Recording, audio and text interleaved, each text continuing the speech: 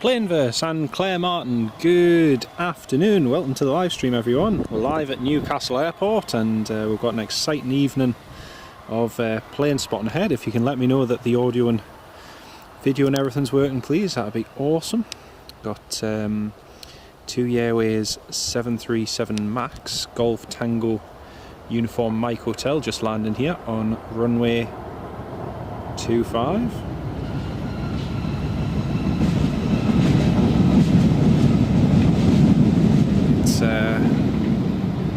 It's a beautiful, beautiful evening here in the northeast, and at the moment, as I speak, Newcastle United is playing a game of football against Manchester City across at St James's Park. So they're busy playing that game, and there's meant to be an Air Horizon Boeing 737-400 arriving in about 2 hours time from Italy, and that's going to take Manchester City to Spain, where they're going to be playing Barcelona. The 737-400 itself hasn't actually left Italy yet, so still got to patiently wait for that. But we will have a few other bits of traffic. We've obviously got what we see in front of us here. We've got 2 Airways MAX Lufthansa CRJ 900. We've also got the Emirates 777, which is landing in about 50 minutes. We've got 2 Freebird Airlines A320s coming in from Turkey. Got a business jet coming in from Le Bourget. We've also got a couple of Ryanairs coming in, and also parked up over to the north there, we've got 2 Dubai Airwing Boeing 737-800s. So we've got quite a lot of traffic here tonight. It's a really nice evening here at Newcastle Airport, and once again a very big welcome to each and every one of you. Got a Pilatus PC-12 Oscar Papa Charlie India, and that's just taxiing there. And then we've got an EasyJet A320 Neo, which is going to land in just a couple of moments time. And yeah, it's looking nice and busy today. I hope you're all enjoying your Sunday evening, wherever in the world you are. But it's lovely to have you on the live stream, and I'll get to your comments all in just a moment.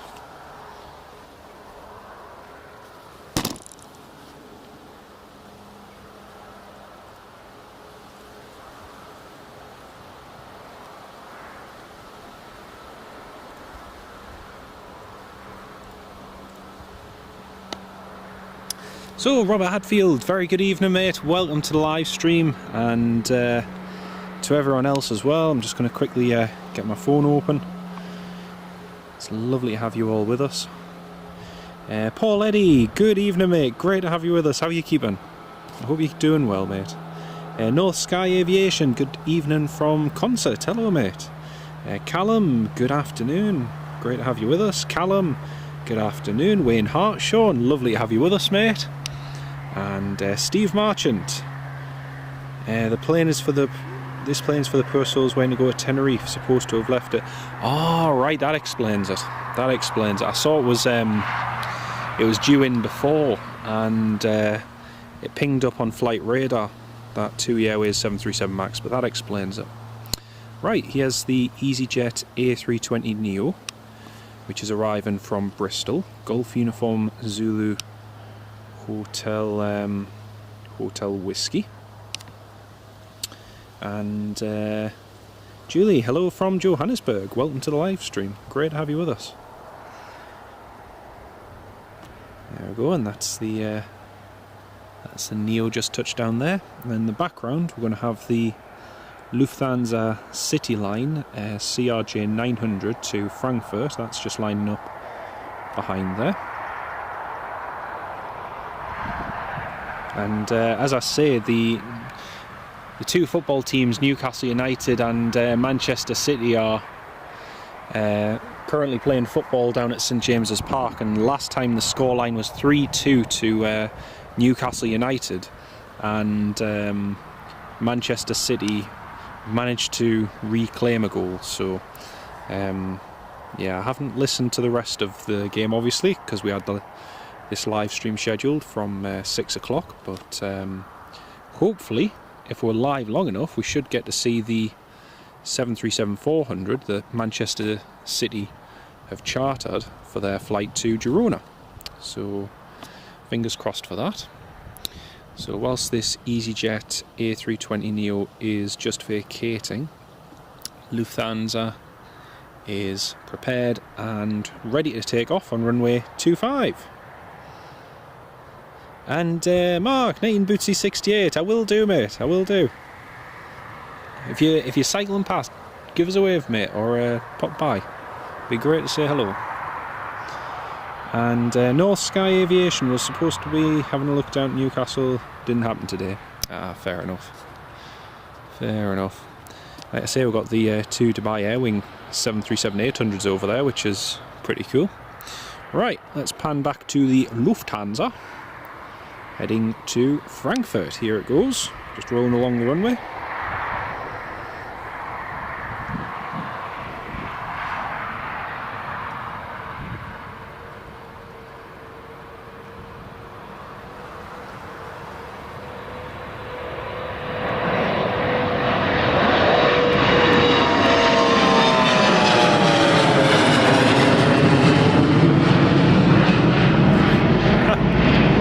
Cool that you can see a contrail up there as well. I'm not sure what that is, but if anyone's looking on flight radar, you might be able. It's something with 4 engines, I think.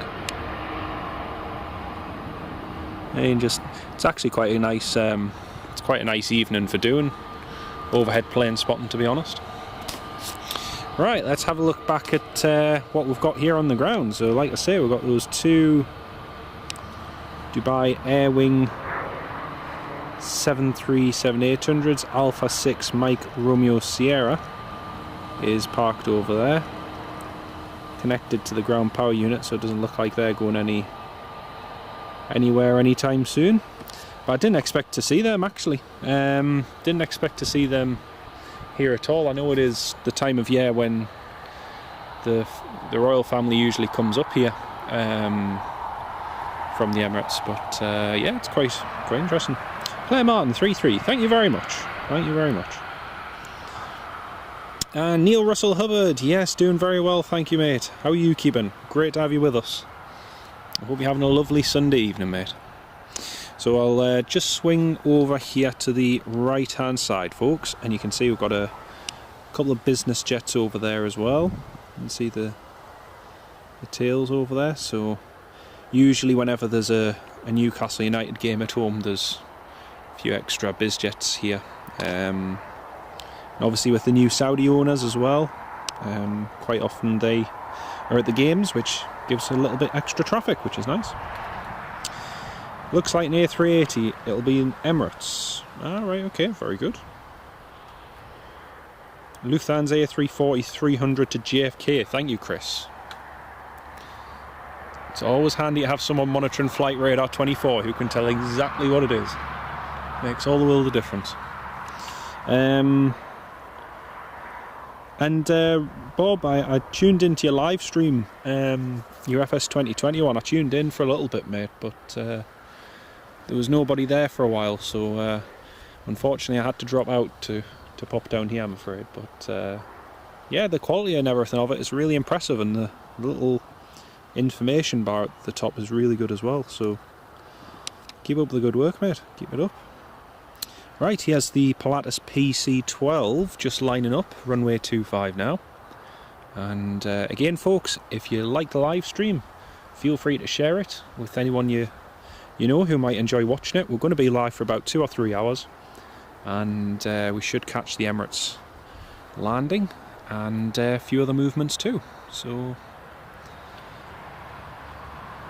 feel free to stay on board. Right, here's the Pilatus PC-12 taken off. He didn't really need to go all the way at the end of the runway, because these things need next to nothing to take off.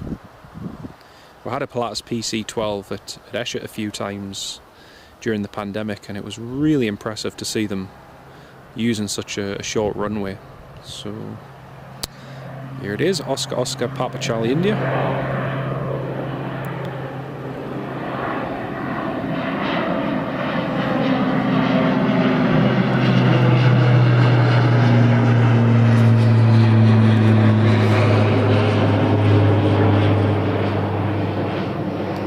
It's just gone a little bit out of focus there, folks. I'm just going to pan back over to the two special visitors that we have by Air Wing. There we go, that's them just parked up there. Sorry if it's a little bit bumpy, I'm just trying to get the camcorder, the head is a little bit loose, so I'm just trying to get it right. But yeah, hopefully get to see the red arrows flying home after an air show at Southend. Oh, nice one, that'd be good. That'd be good. It's actually funny because the red arrows were supposed to have overflown the northeast twice so far, twice in the past month, and both times they've rerouted or cancelled. Apart from, oh no, actually they did make it once, and I actually left work to go and get a video of them flying past Alnwick, and unbelievably I missed them by about 4 seconds. I pulled into a lay-by to set my tripod up and to get a video of them flying over, and in the time that I pulled into the lay-by, they'd already flown past and were already heading up to Edinburgh, so a little bit unfortunate, but not to worry.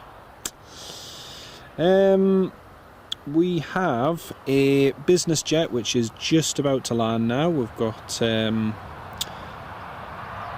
not a business jet, we've got a Loganair Embraer 145, although technically is, excuse me, a business jet. It's coming in from Exeter, Lima Mike 546, and it's arriving about 10 minutes early, so that's good. Soon we're going to have a few more planes flying overhead. We've got a Lufthansa A340 going over, we've got a Cargolux 747 going over, Aerologic 777, Lufthansa 747. We've got lots of planes that are going to fly overhead, so because it's nice and clear at the moment, we should get a few good shots. At the moment there is an Aerologic 777 just over flying to the west, and again folks, if you're using Flight Radar 24, you can track all these movements on Flight Radar 24, so if you see anything interesting that's going to fly over, let us know in the comments, and as long as it doesn't affect us filming anything here, we'll try and catch some overhead movements as well. Like I say, we've got the Lufthansa A340, Aerologic 777, Lufthansa 747, and an Air Baltic C series Airbus A220. So we've got a few good movements. That Aerologic 777 is just a little bit far out to the west there. So now we're just going to pan back and catch the Loganair, which is just about to land on runway 25. There it is.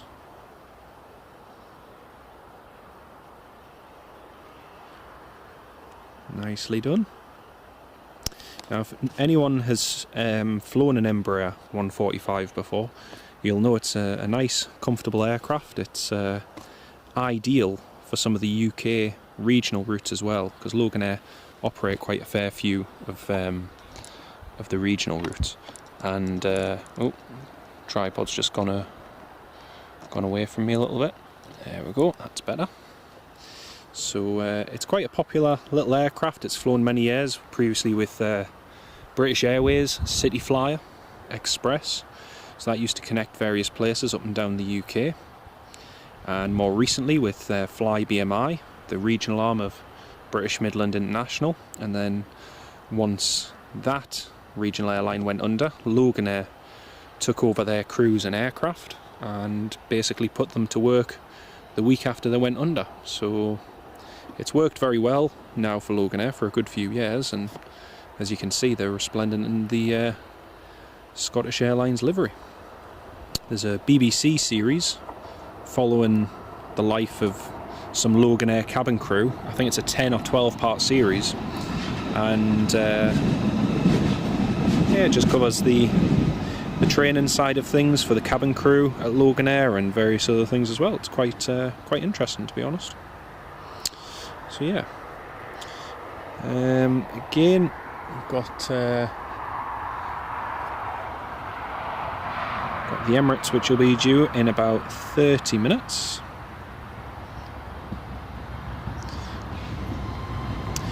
And if you can hear the noise there in the background, folks, that is the Newcastle Airport to Newcastle Metro line, and every now and then you will hear a train passing by, one of the metros anyway, sorry. And so yeah, don't worry about the noise, it's something pretty regular and nothing to worry about. Next one, Chris Kennedy, will be a Lufthansa bound for Chicago. Champion, yeah, we should get that, mate. I'm looking for it now. I can't see it. Oh, actually, no. I can see it. I can see it just over to the. I can see it over just to the southeast there. Robert Hadfield, yeah, nothing worse than a loose head. You're right there, mate. You're absolutely right there. Got to have your head screwed on the right way, so to say. Loganair landing, yep, I've got that. Other flight tracking apps are available, just make sure you're not going to get caught by... No chance of that, mate, no chance of that. Yeah, other flight tracking apps are available, but in reality, Flight Radar is still the best one, in my humble opinion. Well, looks like the EasyJet is getting ready to welcome its next load of passengers on. That'll be good. And Josh Burke, hello mate. Great to have you on board.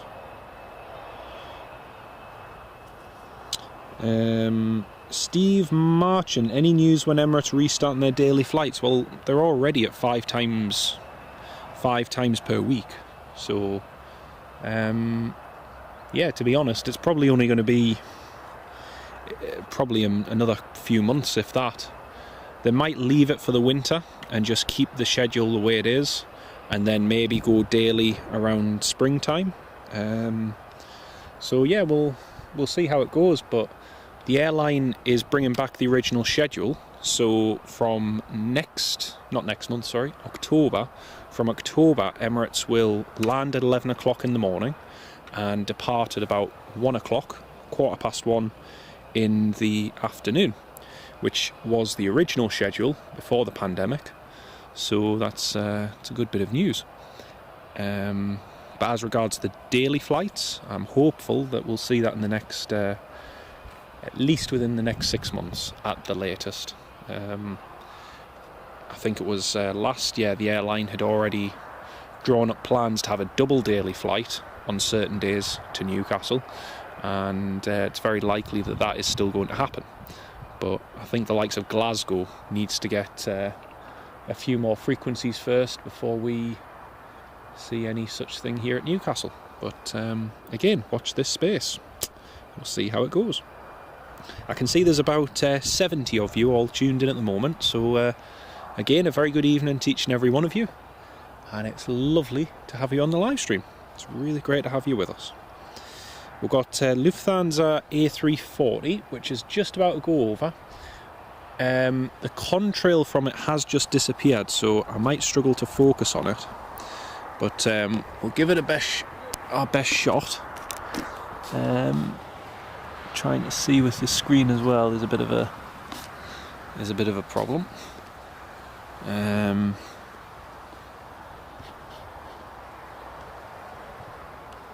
There it is. Yeah, the problem is its contrail has just disappeared on that on that Lufthansa. Oh, there we go, we've got it.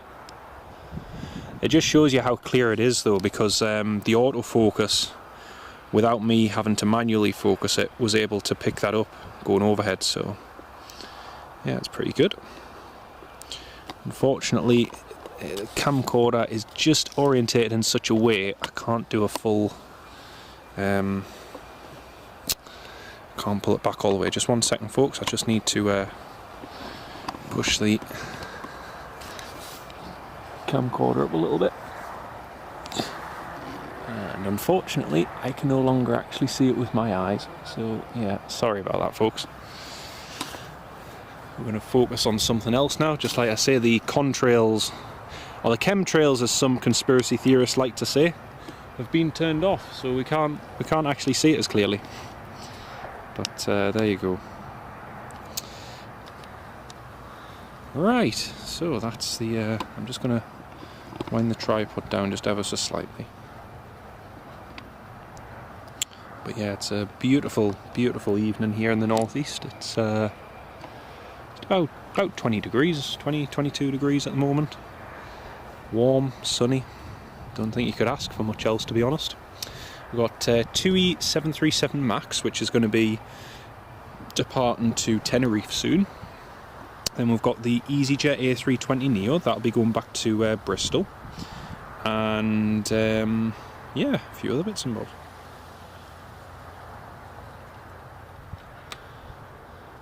You hate that saying, if you're going to have an opinion, people. Yeah, well, no, I was thinking, if someone's got a different opinion, you've got to respect that, even if you don't agree with it, you see. So yeah, it's not always thinking that my opinion's right. That's what I was always taught, so yeah. But not to worry. Recently opened, had to wait 10 minutes for a plain McFlurry. Over the time, yep, we got it, Chris, we got it. And it was right overhead, but unfortunately, like I say, the autofocus just cut out, and there was no contrail, so there was one a bit further south, but then it's just sort of disappeared, which is a shame, but not to worry. And A380 was meant to return to Glasgow, but no info when, Wayne. Oh, that's a shame, mate. Well, hopefully it's soon. Megan Gwither, hello, I see you, welcome on board. Great to have you with us. Raphael, Emirates need to start the flight to Edinburgh as well. It's the only main UK airport they don't fly to. Just out of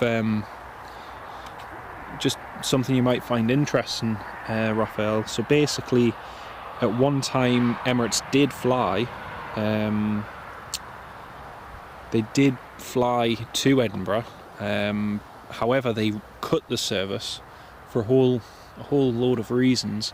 But one of them is the fact that they were operating 3 times daily flights from Glasgow. They were operating a daily flight here to Newcastle, and then on top of that, to Edinburgh as well, and the passenger numbers just didn't justify it. At the time, Etihad was flying to Edinburgh, as was Qatar Airways, and Qatar Airways increased their flights, I think, to 2 or 3 times daily at one point to Edinburgh Airport. They had, I think it was two A350 and a Dreamliner flying there every day at one point, or was it just 2 A350s? Either way, it was at least 2 daily services. I think just before the pandemic started, there was a third as well. But that basically forced Emirates out of the airport, because Emirates was already committed here to Newcastle, already committed to Glasgow, and because of that, they pulled out of Edinburgh. So yeah, obviously with the pandemic and everything, things slowed down a little bit, but yeah, it's just nice to see things picking up again, back to where they were, which is good.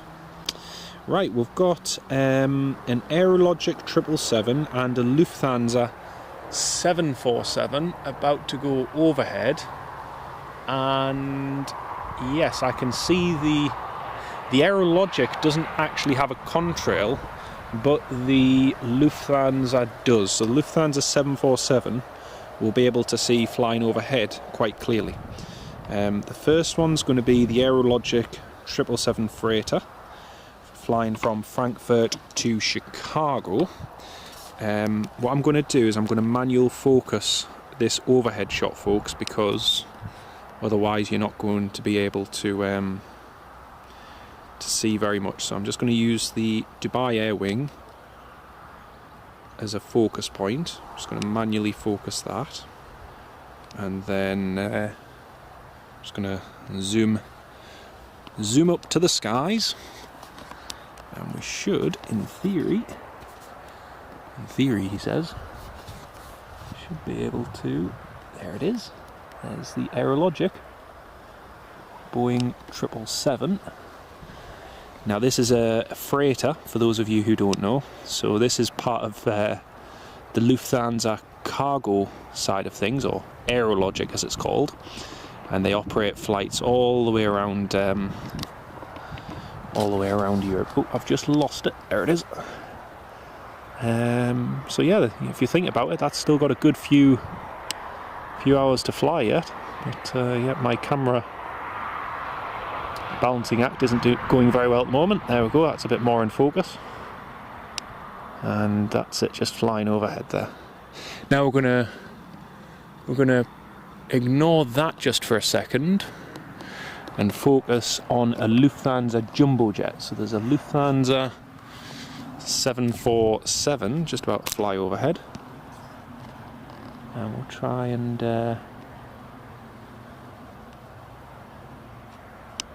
focus on that if I can actually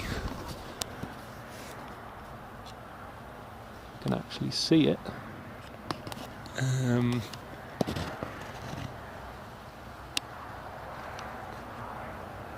My problem is actually seeing it on the camera. Sorry if all you're seeing is blue at the moment, folks.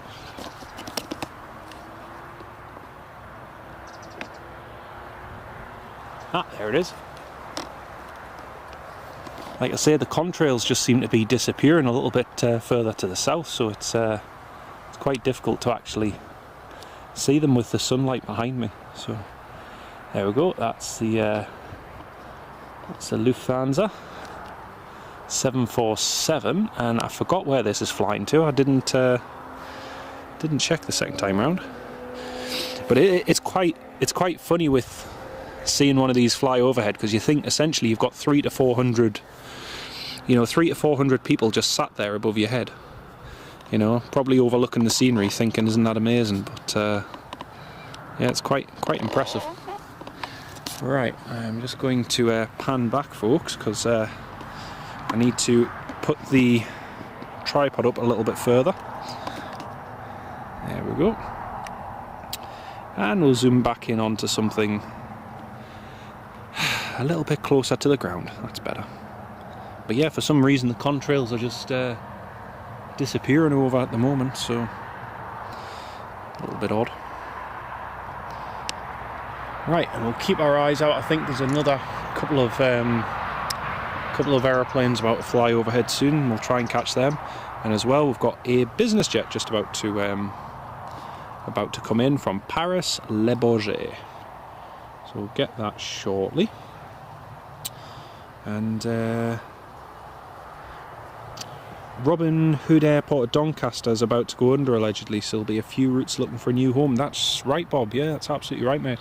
It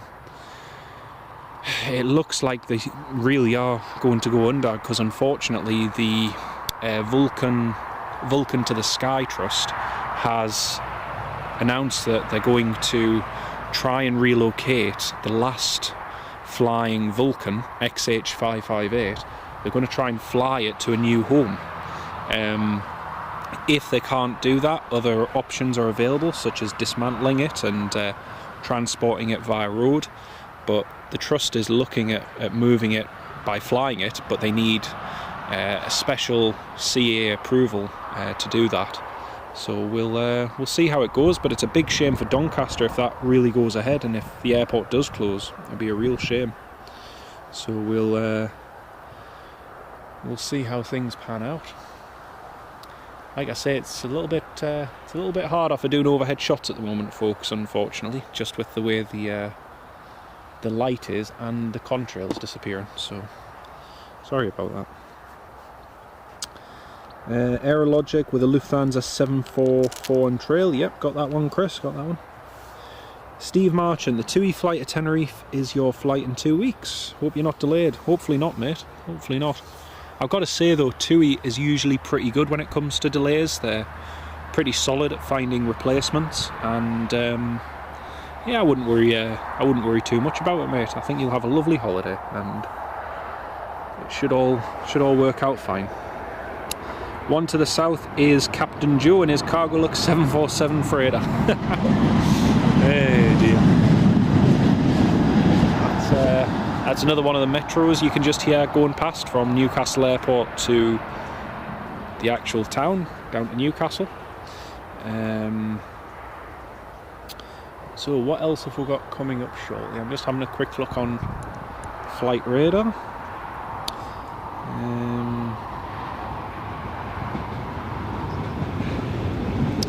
Aerologic 777 freight approaching to Chicago. The overhead Lufthansa 744 Boston and Trail. It's handy to know. Thank you very much, Chris. Thank you very much. I can see we've got about 100 people tuned in at the moment. A very good evening, everyone. We are live here at Newcastle Airport, and we've got 2 Dubai Air Wings 737-800s parked over there. We've got 2 E737 Max on the ground, and we've got an EasyJet A320neo, and as you can see, the passengers are just boarding their flight down to Bristol. So it's a lovely sunny evening here in the northeast, and we've got some good movements scheduled, so yeah, it should be good. And Bob, you've got to go and sort dinner, mate. No problem at all, mate. We'll see you shortly, and yeah, hopefully catch you before we end the live stream. I should be live till, I'm hopeful, about 9 o'clock. I don't think we'll be here for the Emirates departing, unfortunately. Just it has this habit of being late at the moment. So yeah, I'll catch you when I see you, mate. You take care of yourself. You just had a Cargolux 747 fly over. Can't see anything overhead right at the moment, but no doubt it'll be coming very soon. Possibly might be able to pick out an Air Baltic heading for Edinburgh in 10. Yeah, I should be able to see that. Josh, Dubai flight is 10 minutes away. Yes, I can. The Emirates is actually coming in nice and early for once, which is good. It's due in at 6:43, so should be nearly 30 minutes early by the time it lands. I'm just having a look on flight radar because the charter that is meant to be coming in to Newcastle to pick Manchester City up should have left about 30 minutes ago. But it doesn't. No, it hasn't. It hasn't left yet, so it's a bit of a problem. We've got a Ryanair Buzz 737-800, which will be landing in 1 hour 40 minutes from Wroclaw. We've got Freebird Airlines A320 coming in from DALAMAN. That'll be landing in about an hour and a half, an hour and 40 roughly. Then we've got another Ryanair coming in from FARO in Portugal. That'll be landing in 30 minutes. It's just over Wales at the moment, just passing through, heading up towards Shropshire at the moment. So yeah, just over Wales, heading northeast. So yeah, still a good few movements to come, folks. And just going to have a quick look at the Newcastle versus Manchester City game, and it's still live at the moment, and the score is 3-3. So Manchester City have managed to come from behind and get a couple extra goals, which is impressive. Newcastle, for those of you who don't watch football or who have no interest in it, I won't bore you with the details, but basically Newcastle was losing at 1 goal down, and they then managed to turn it around to 3-1. So they did pretty well, but Manchester City have managed to equalise. Right, here is the next arrival, business jet from Paris Le Bourget, and this one is a NetJets Cessna 680 Latitude, citation latitude that is, registered Charlie Sierra Lima Tango Echo, and this is arriving, as I say, from Paris. So I expect them to vacate off to the left side of the runway in just a moment. And this particular citation is 5 years old. It was built in January 2017. So that's when it took its first flight. So about 5 years old. Fairly new. There's also a Turkish business jet which is meant to be departing here at about 8:30. If we are still live, we might get it departing. We'll see how it goes. There we go, that's it vacating just there. Charlie Sierra, Lima Tango Echo. This is quite a frequent visitor here at Newcastle Airport. We've seen it quite a few times.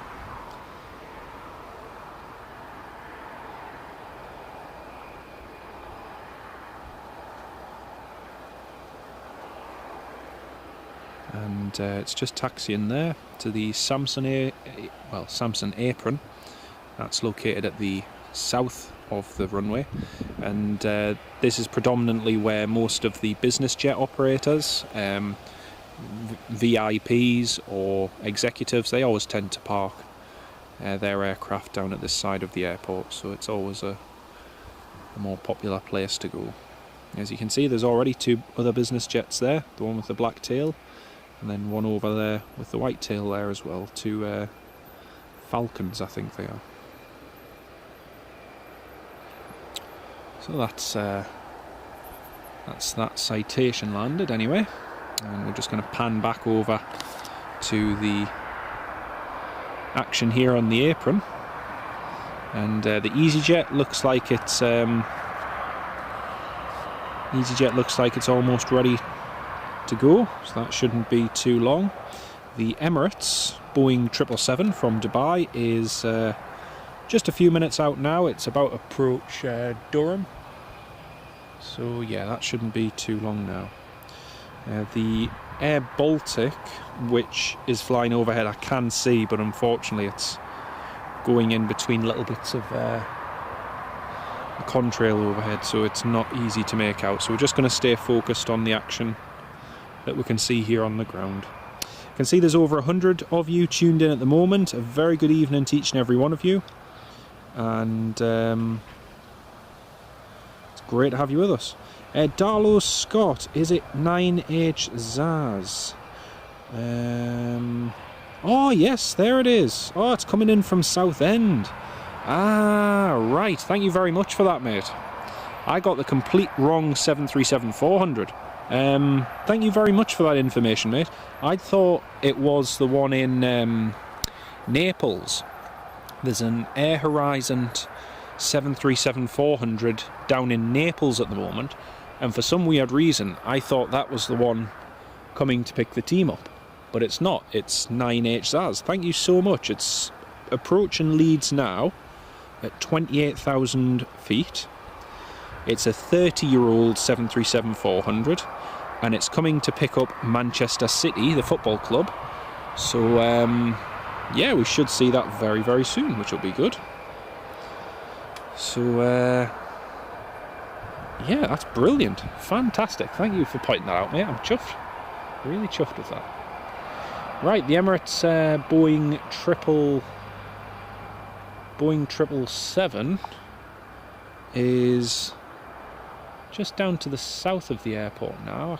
I can't quite see it at the moment. I'm just waiting for it to appear out of a cloud. There it is. There it is. I can see it now. It's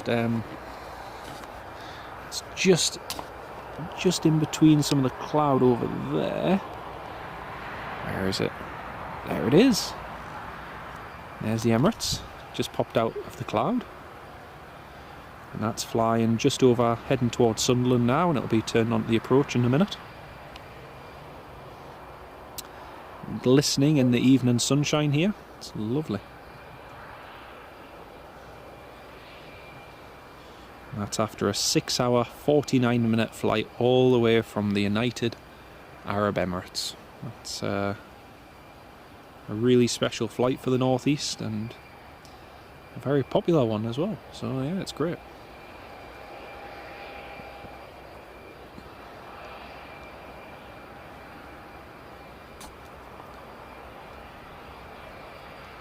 As you can see, there's a little bit of cloud over toward the coast, but overall it's quite nice and sunny. Again, folks, if you know anyone who'd be interested in watching the Emirates 777 landing live, then feel free to share the live stream link with them, and it'd be great to have more people on board.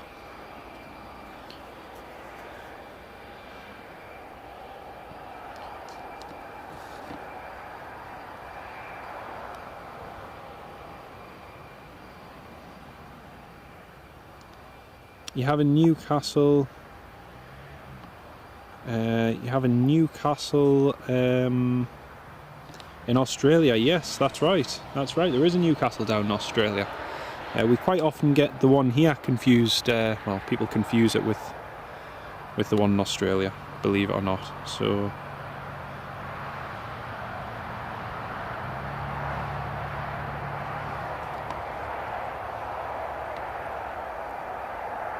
Just wait for the Emirates. It should pop out at the side there. Should we start talking about Emirates delays again? No, let's not. Unfortunately, the sun sets at about 8:37, I believe. So I don't think we would have enough light to catch the Emirates, unfortunately. But yeah, unless of course they depart 30 minutes early, which has never happened. But you never know.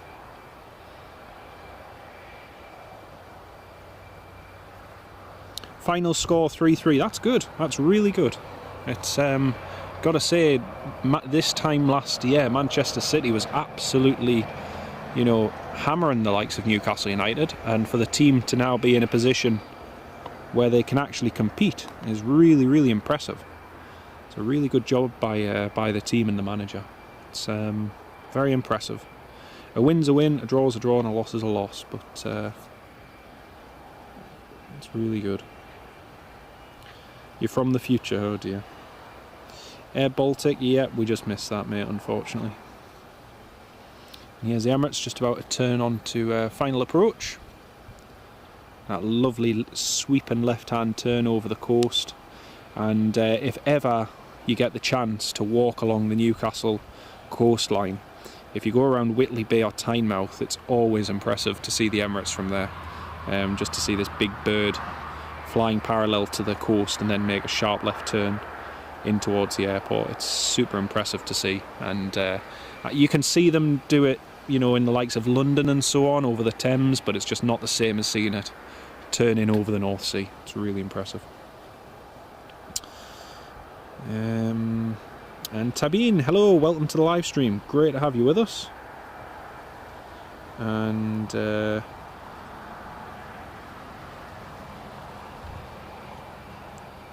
you've been on that flight 4 times. Nice one, nice one.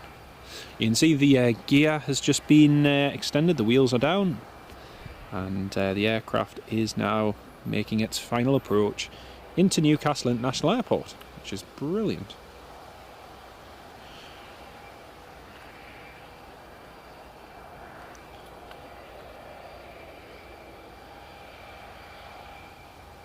Some say classic 7.3, Paul. They do indeed, mate. Which is what it is. The good old classic. It's quite funny, we used to have the classic 737s based here at Newcastle, and now when you see a classic, it's it's almost a rare occurrence these days. There's so many of the newer variants going around with airlines that yeah, it's just weird to see a classic now.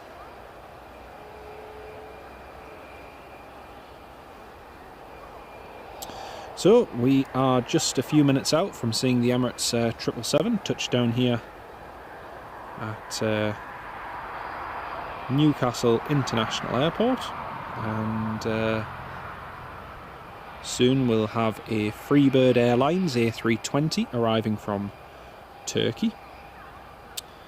Paul Freeman, 3 greens, yep. If it was 3 reds, you'd be very much worried. And like I say, it's a beautiful evening here in the northeast. It's really nice. Sun is shining and not much more you could ask for, really. Right folks, I'm going to focus more on filming this land for all of you now. And again, don't forget, please do like the live stream and share it if you enjoy what you're seeing. It'll be really, really appreciated. And don't forget to leave a comment if you've got any questions or anything. Then do feel free to ask, and I'll try and answer them when I can.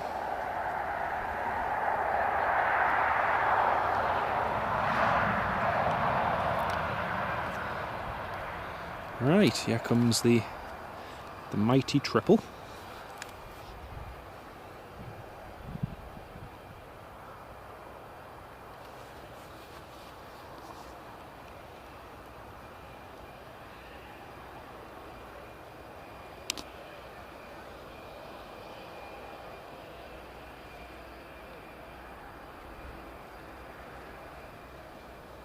Beautiful.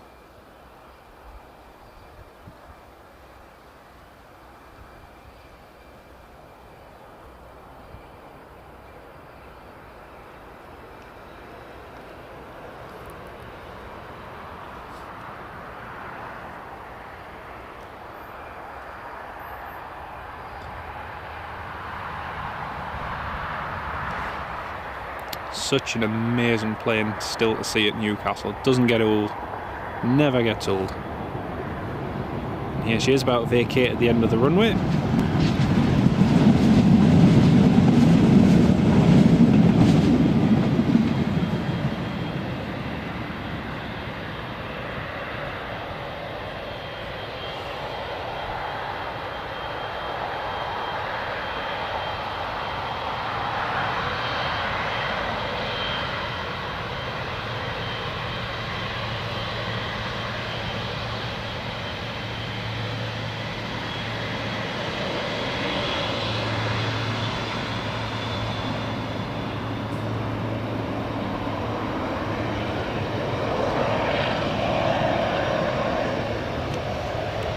You know it's a sunny day here in the northeast when both the pilots are wearing sunglasses.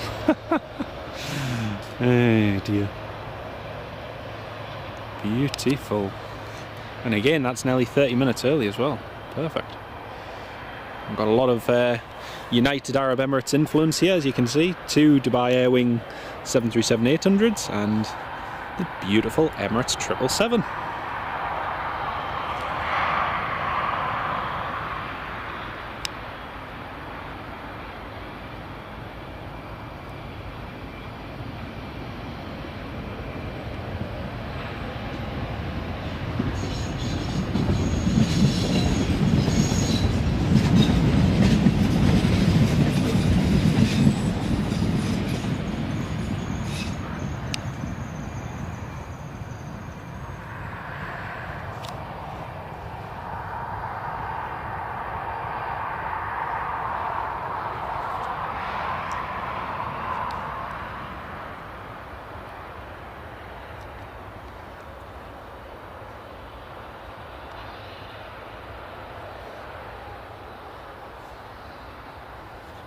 Beautiful.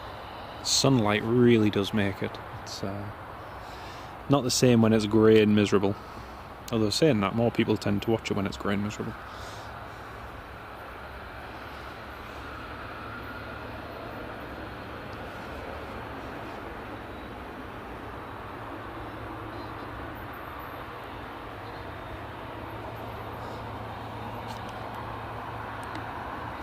The sharp turn into the stand each 777 has to make. It's always impressive to see them navigate it.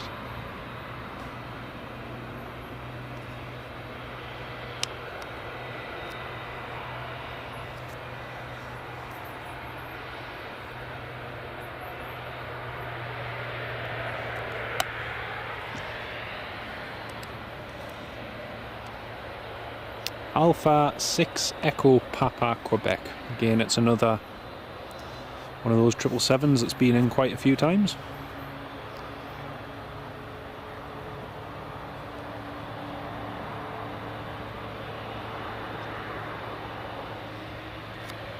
And just off to our left side is the EasyJet A320 Neo, which is going to be flying to Bristol. That's just pushed back, so we'll be seeing that very shortly.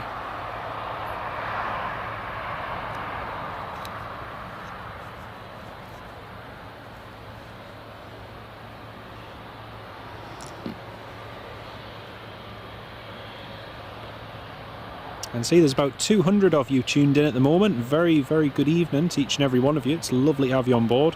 Got plenty more traffic to see very soon.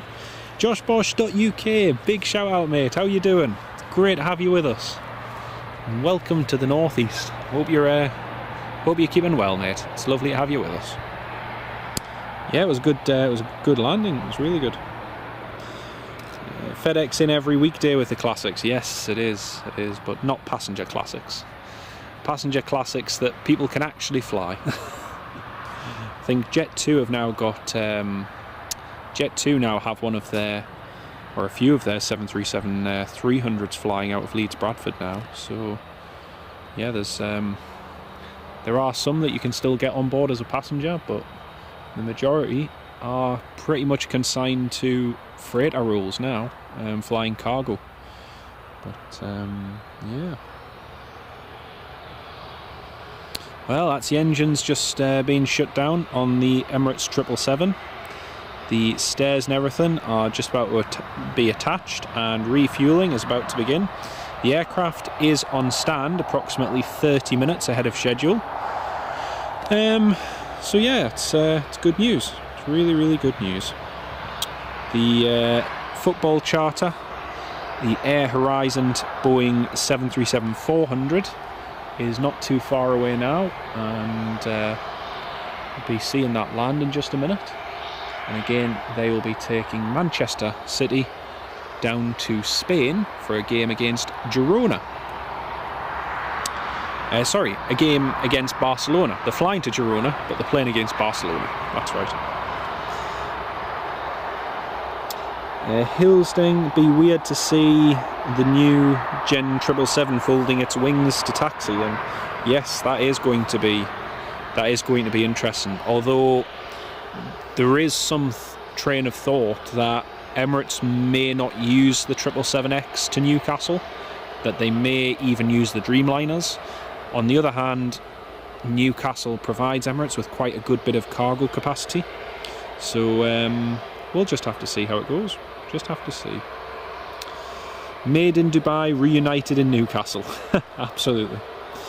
Josh, is Dubai Air Wing the government planes? Yes, they are. So the Dubai Air Wing ones are used by the basically their royal family, and also by government officials. So it's a combination. But they are used for that. You can see they're just getting the stairs attached to the plane, Swissport is, and just getting everything all set up and ready for all the passengers to arrive, which is nice. I'm looking over to the south just to see if I can see the Air Horizon. So far I can't. Right, we'll just pan over to the left here, and we've got EasyJet's A320 Neo taxiing. It's heading down to Bristol, Golf Uniform Zulu Hotel Whiskey. And also Loganair's Embraer 145 has just started its APU, so they'll likely be going out in a few minutes as well. You're greying and sometimes miserable, Josh. It can't be that bad, mate. It can't be that bad. How's your work and everything going for you at the moment, mate? And are you still over crossing the Caribbean at the moment? Let's have a look and see. 9 Hotel Zulu Alpha Zulu, inbound Newcastle. That's the one. Paul, thank you, mate. Yeah, just oh yes, I can see it now. I can see it. I've got a visual on it. It must have swept out a little bit further out. Just I couldn't see it before. Now I can see it. I've also got I think a little Cessna 406. Yes, exactly as you point out, mate. We've got that Cessna 406 coming in.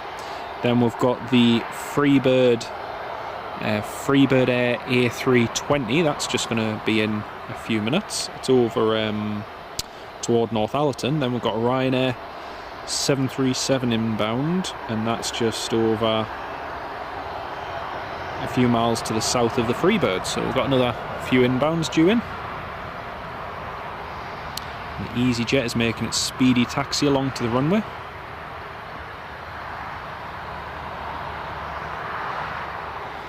Now we're just going to pan over to the across to the runway, and we've got the Cessna 406 Golf Romeo Victor Lima Yankee just landing on runway 25 now.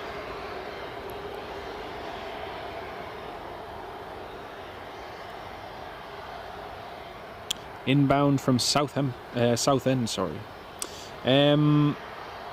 Thanks for that, Paul. And Darla Scott, yes, there is 2 Freebirds tonight, mate.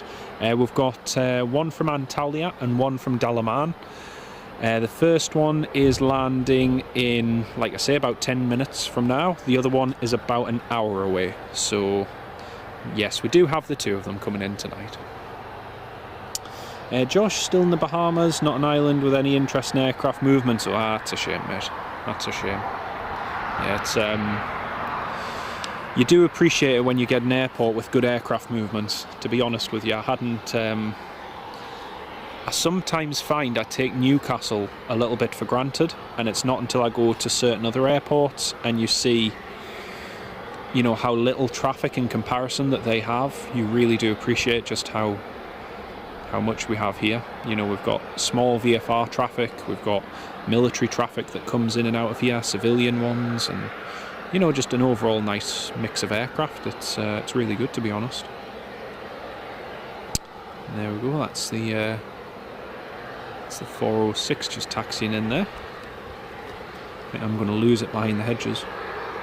But yeah, the Manchester City football team should be on their way here now, and following their game with Newcastle United, where they drew 3-3. And we'll see where this 737-400 parks. I think it's going to park on the old, where the cargo ones used to park, just next to where the Samson apron is, Golf apron, sorry. So we should in theory get an idea of where it's going to park in a few minutes. That's it there on the approach, the Air Horizon 737-400. Not the clearest of shots, it's a little bit far out at the moment, but it will be landing in just a moment. So that's it there anyway. Thomas, good evening, mate. Welcome to the live stream. And Spitfire RF100, welcome to the live stream as well. Lovely to have you with us. Right, we've got a nice bit of activity here. We've got Air Horizon established on the ILS on the approach, and we've got the EasyJet to Bristol just lining up to take off. So this is going to be good. Recently spotted a DC-8, nice one. Missed the DC-3s, oh mate, honestly, whenever you were sharing videos of the DC-3s in the WhatsApp group, they were so cool to see, honestly. It's nearly 10 years ago since I last saw a flying Douglas DC-3 here at Newcastle, and it was the KLM Heritage one. That was cool to see.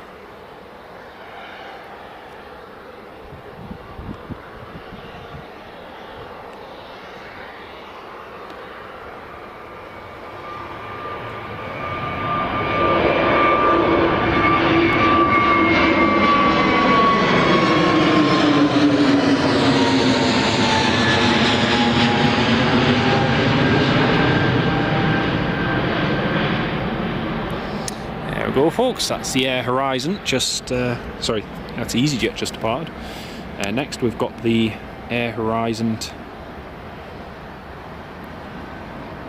737-400 just in now, and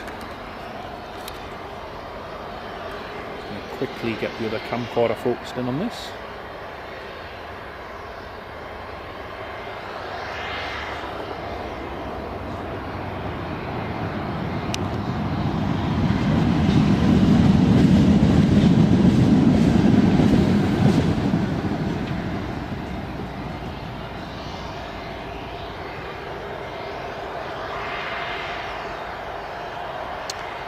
find out where it's parking.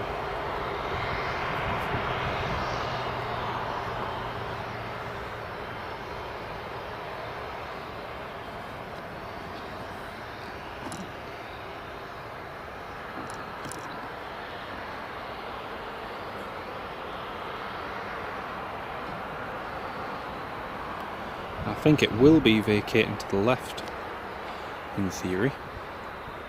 Unless they're parking over to the north. Oh no, they might be parking over to the north potentially.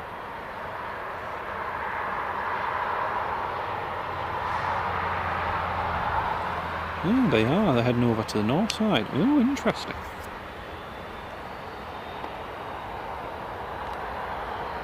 Oh no, they're doing a backtrack. Oh, cool.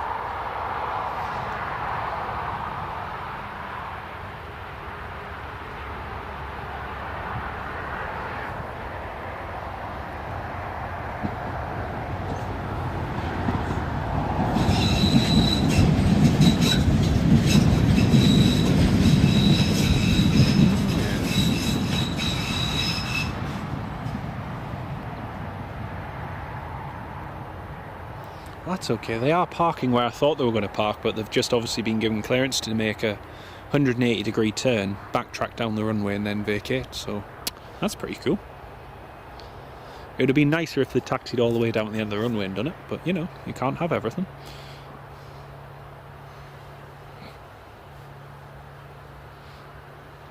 I think it was last year, Eastern Airways, one of their Embraer 190s at the time went and did that, and it was cool to see.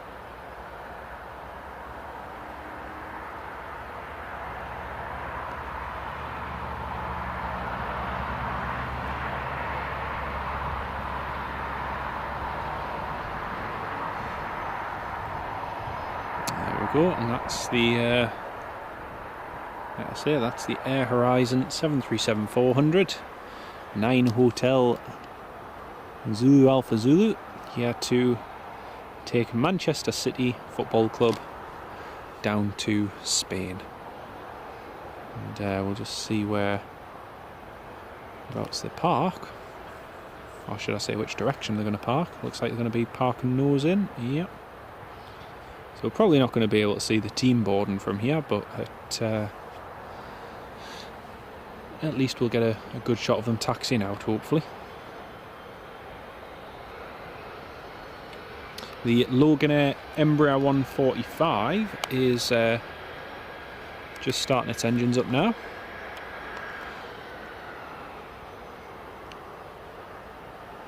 Or is it taxiing? I think it might be... Oh no, it's taxiing. Sorry, my bad. Loganair's already started its engines, and here it comes, just taxiing out. Embraer 145. Golf Sierra Alpha Juliet Juliet.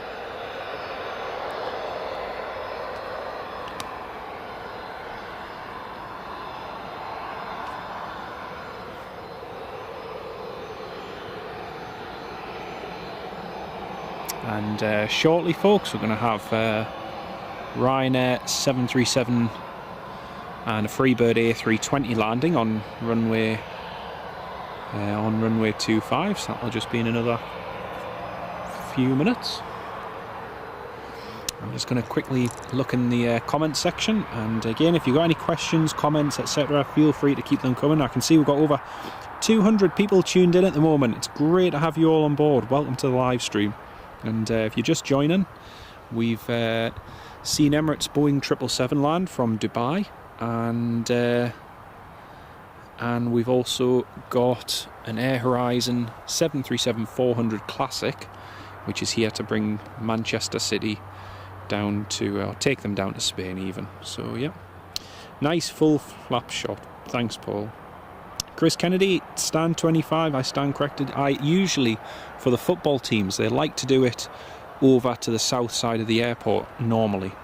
I think Newcastle United, when they flew with Titan Airways on the 757 last year, they did use the north side of the airport, and they boarded the aircraft via stairs from the outside. So yeah, it is normal though for them to use the south side of the airport. Chip has 1990. Hello mate, great to have you on board. And Darren as well, you've subscribed. Thank you very much, mate. That's very kind of you. It's Bobby Cowley. Is EasyJet flying to Switzerland in December? Yes, it is. So EasyJet is going to be flying from Geneva to Newcastle.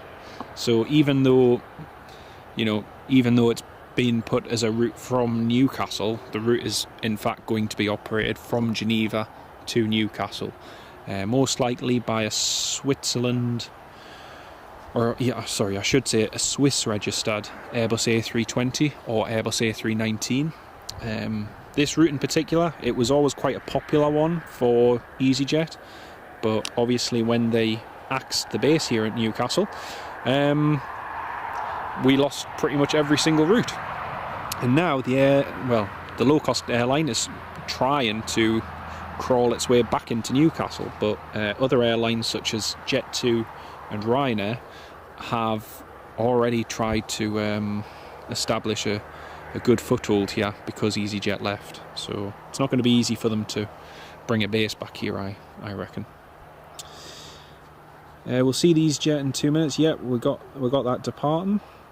Claire Martin, Freebirds over Washington. Fantastic. I can see it now. It's just the Freebird has just established on the approach. That's it over there. And the Ryanair should be closely behind in theory. So that won't be too long. But for now, we've got the Loganair Embraer 145, which is just taxiing over there. That's probably the point, Hytham. Yes, it is. And Darren, hello, welcome to the channel. Phil Tovey, good evening from Warwickshire, mate. Lovely to have you with us as always, mate. And I hope you have a great weekend, and it's great to have you with us. Paul, you're surprised they're not flying an Etihad Manchester City livery plane? Nope, no chance of that. That plane and its paint scheme and its livery, the special livery it has, is just purely to promote Manchester City Football Club. But again, in terms of them actually using it, it'd be very, very rare, as it is does more scheduled passenger flights than anything. The club tends to use other airlines for charter flights. So for instance, they arrived here into Newcastle on a Loganair Embraer 145 yesterday, and then today they're departing out on a Boeing 737-400. So each time it's a little bit different. Loganair is lined up ready to depart, and then over in the distance we've got Freebird's A320 and Ryanair's 737-800, both of them on the approach to runway 25. So we've got 1, 2, 3 aircraft to see. This is going to be good. Do we know when those two Dubai Airwings 737s are leaving, Matthew? No, unfortunately not, mate. Someone will know, but unfortunately information isn't passed on as much as it was in the past. I didn't even know they were here until I arrived, to be honest. That's the Loganair just lifting off.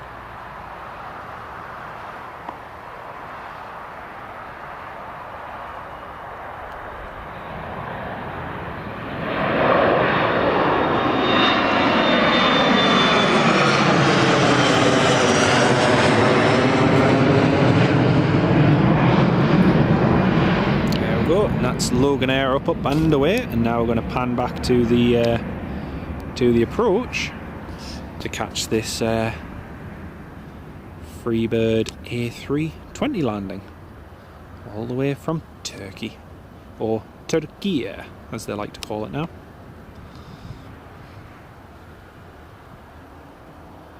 Jet2 Aviator, good afternoon, welcome to the live stream. Lovely to have you with us. That's it, just floating over the threshold there, and touchdown, beautiful. You can see there's about 250 of you tuned in at the moment. Very good evening to each and every one of you. It's lovely to have you with us. So are they going to go full length, or are they going to vacate? What are they going to do? Oh, it looks like they're going to go full length. Cool, cool, cool, cool. Better get the 4K camcorder ready.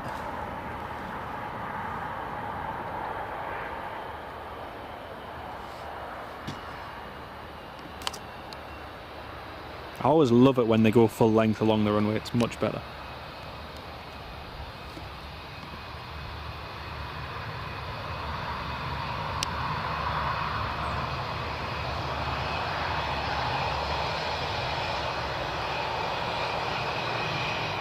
Beautiful.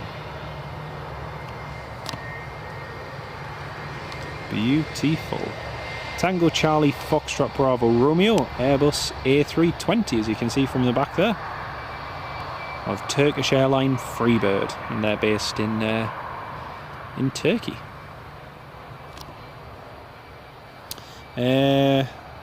Hello from Brazil. Hola, como você está? Welcome on board. Great to have you with us.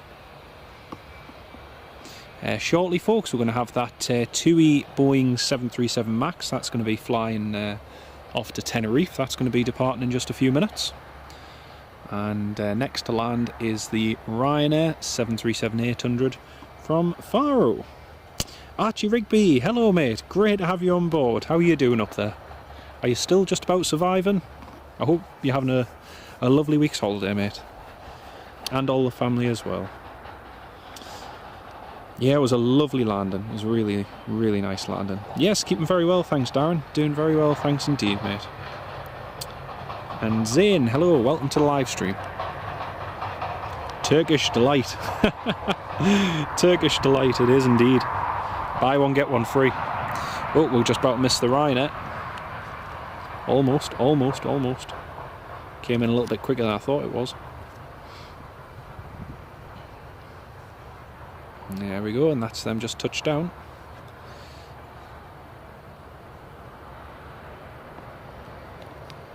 Come on, Ryanair, use up all the runway. Come along to the end just for us. I think that's an unequivocal no. I think they're going to vacate there.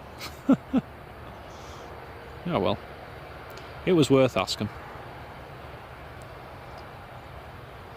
So this crew's probably in quite a rush to get out and away because, yeah, they're a little bit, well, they're meant to be going out in 30 minutes, so it's going to be a tight turnaround for this Ryanair crew. But it doesn't look as though they're able to access their stand because Freebird is there. Still got its reverse thrust deployed. Just need to idle it and they'll be good.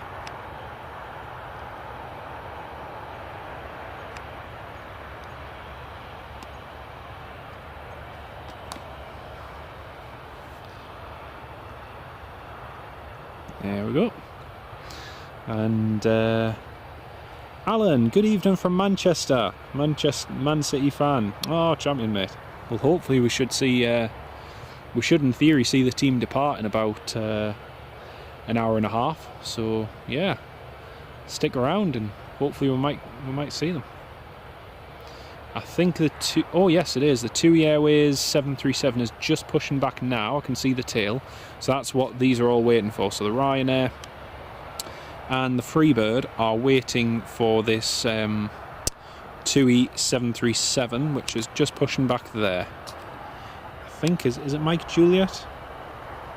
Oh no, it's Mike Hotel. Yeah, it is. It's the TUI 737 MAX heading to Tenerife. It's a little bit delayed, but yeah, that's what they're all waiting for. We've also got... Oh, you're going to hear a metro going past in just a second.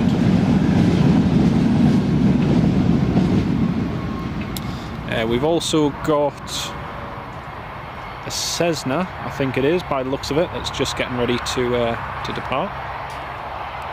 The Ryanair is going to sneak past. Yeah, the Ryanair is going to sneak past this Freebird. I think he was worried about wingtip clearance, but it should be okay. Yeah, there we go.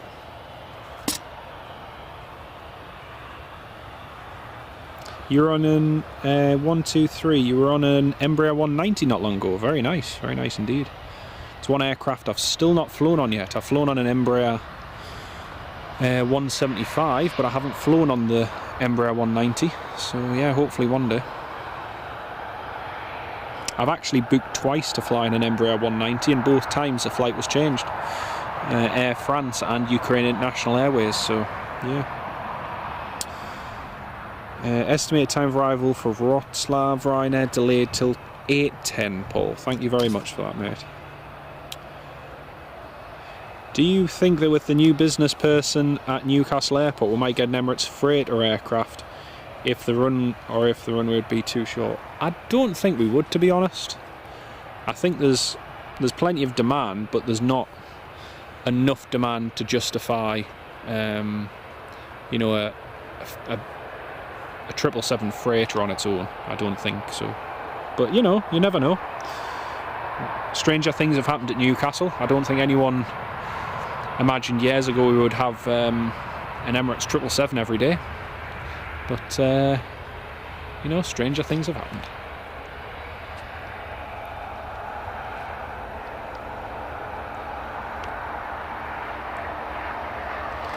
There's the TUI 737 MAX just pushing back, and the Freebird just taxiing along there as well. Archie doing good, been a bit windy in the tent, but apart from that, great. Good stuff, mate, good stuff. It's actually, to be honest, it's been quite wet here as well. Yesterday it was soaking, and then it's kind of improved a little bit today, which has been nice. And today it's just been, it's been beautiful with the sunshine and everything. Tomorrow there is some rain expected in the afternoon, but overall it should be okay. Right, we've got that little Cessna that landed before. That's just taken off now, so we'll catch that departing.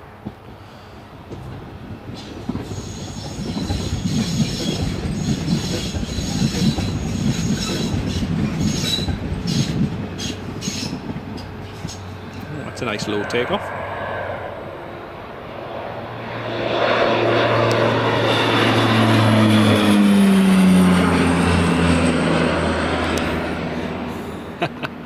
I always love it when they keep it low on departure like that. It's so cool. So cool. There's a few years ago now, a lot of you might remember, but I filmed an ALK Airlines McDonnell Douglas MD-82 here at Newcastle. And literally as soon as the crew had lifted the nose of the aircraft off the runway, they just kept it so low as they were rotating. It was brilliant to see. It was really, really brilliant. But yeah, I know for safety you're supposed to just climb up at a nice steady rate and this, that and the other, but a low takeoff you just cannot beat it. It's great. Ian, hello from Wingate in County Durham. Welcome on board. Can't remember if I already said hello, but welcome.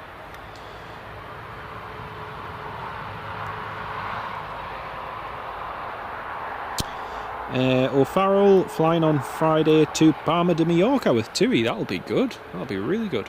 I hope you have a lovely time in Mallorca. It's a great place. It's one of my favourites. Haven't managed to go there for a little while now, actually. Right, there's the TUI 737 MAX just taxiing and heading along to runway 25. Sam, yes, it is. It is. It's heading toward that time of the year, but no Boeing 747, unfortunately. A couple of years ago, well, actually more than a couple of years ago, nearly 5 years ago, they brought 2 Boeing 777s in. That was pretty cool, but now we seem to be stuck with Boeing 737s, which, don't get me wrong, is very nice, but it's more impressive to see a 777 or a 747 here. But beggars can't be choosers.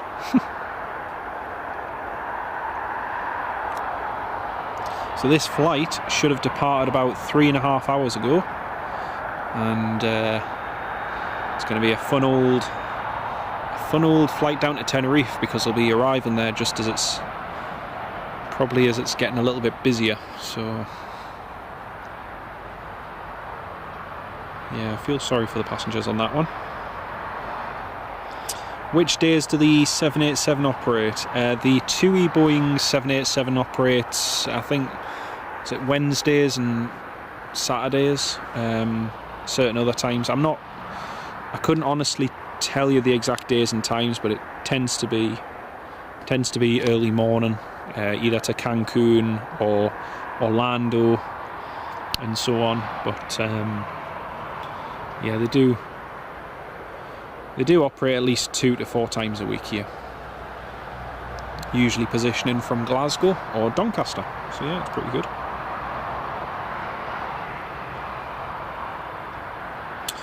What's my favourite airline, Darren? Favourite airline? There's a good question. I would have to say Ryanair, purely because of the amount of times I've flown with them and the service I've had from them. It's always really good. They're cheap as chips, but you know, they always work pretty well for me. And then I would have to say probably Loganair. Loganair's definitely there.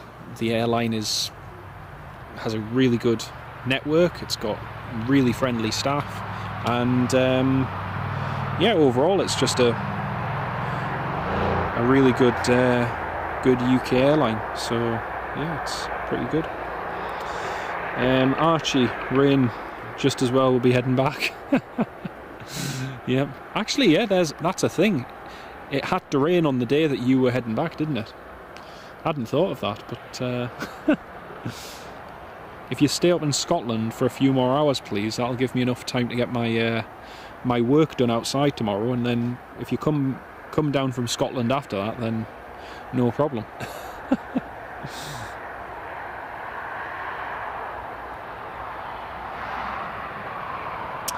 Paul, Tango Charlie Lima Mike Zulu, ETD 2020 off to Oslo. Yes, we should be here for that. It's parked just over to the right hand side there, so we should catch it in theory. So we've got a little bit of a lull in activity at the moment, folks, but we're just waiting now for the Ryanair 737 that's just landed. That'll be going out soon. Then we've got the other Freebird A320, which is coming in. We've got what else have we got? Let me have a look, just to make sure I'm not missing out on anything. Yeah, so the Ryanair and the Freebird A320 are due in at pretty much the same time. They're due in about 50 minutes, so about 10 past... Around about 10 past 8 they're due in. So we should get both of those. And the Air Horizon is due out in 1 hour and 20 minutes. Now, hopefully it's on time, because unfortunately if it isn't, we're not going to be able to stick around for that. So anyway, here comes the TUI 737 MAX. Just making sure we've not missed any other flights. Nope, doesn't look like it. Just checking the departure board.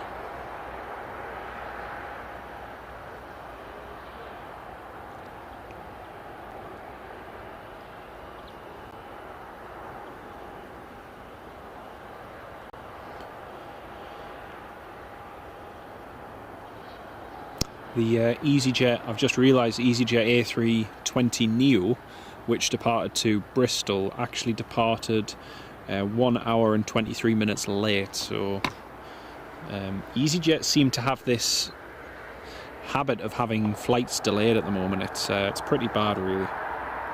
Flight cancellations and flight delays always seem to be an issue for them at the moment. Alan's Homemade Vlogs, hello. Your goddaughter's just been made second off SouthJet too. She's a long, hard struggle but persevered. That's really good, mate. That's really, really good. It's very, very impressive to see. Apparently they own a few estates between Newcastle and Edinburgh. I don't think they own them, mate, as such. They do have a lot of friends up there who own them, though. So, yeah. I used to actually do cleaning at one of the shooting lodges where they used to come to every year, and yeah, they were quite interesting guests. And here comes the 2E. V1, rotate. V2, positive rate, gear up.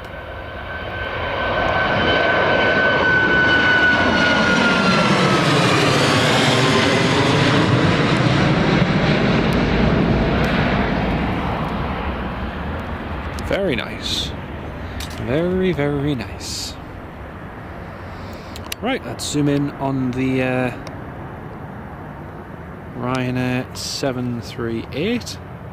As you can see, there's no passengers boarding it just yet, but there should be shortly. There's obviously some passengers requiring special assistance, but yeah, in theory, the Manchester City team, I imagine, will they'll probably use the main terminal and then be bussed from the main terminal across to the aircraft. So I imagine that'll probably happen in the next 30 minutes to an hour. So we should, in theory, see them being bussed across to that side of the airport. I am going to have to stick my jacket on, just it is getting a little bit cooler now.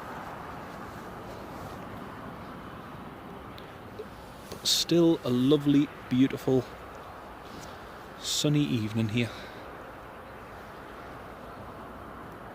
You can actually just see the trees just starting to turn a little bit on the brown side there. But yeah.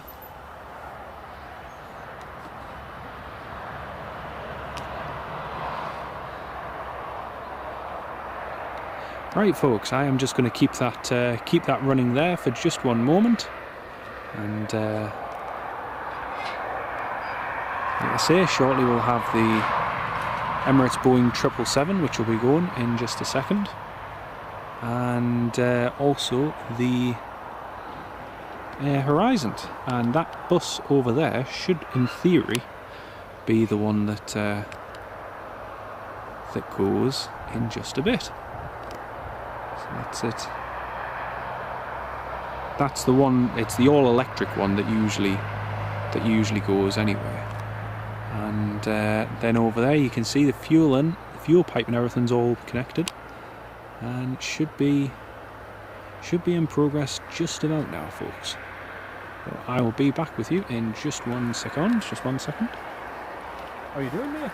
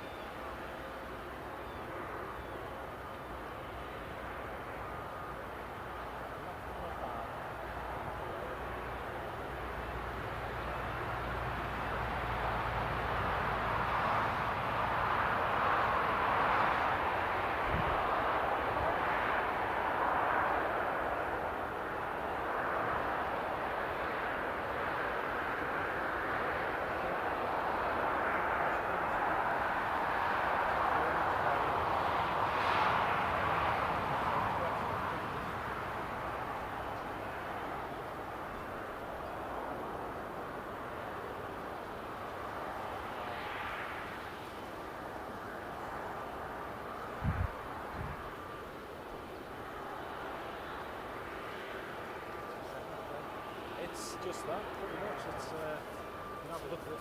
It is live, obviously. Feel free to talk, but like I say, it is live. But live interview, exclusive.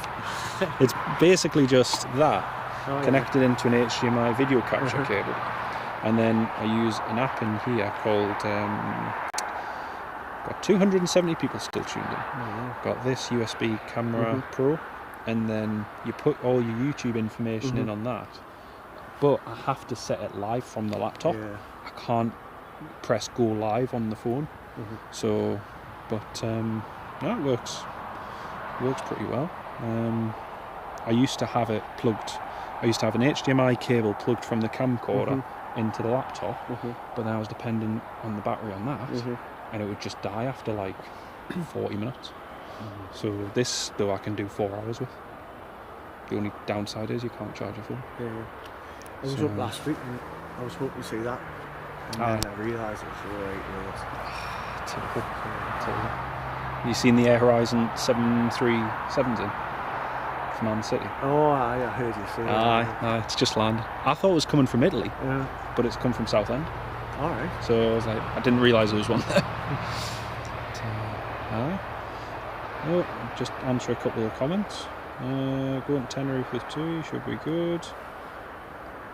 Oh, John Adams, hello mate, from Dinnington. Good to have you on board. Hope you're keeping well.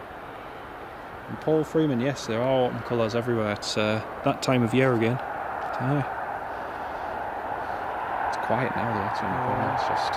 I was like last out to see INTL last week. No, sorry, a little bit earlier. I stayed quite some time. So it was a nice sunset. Honestly, you come on the right day. It's cracking. It's really good. Or some midweek, even with all the Jet 2s and that. It's really good. It's really good.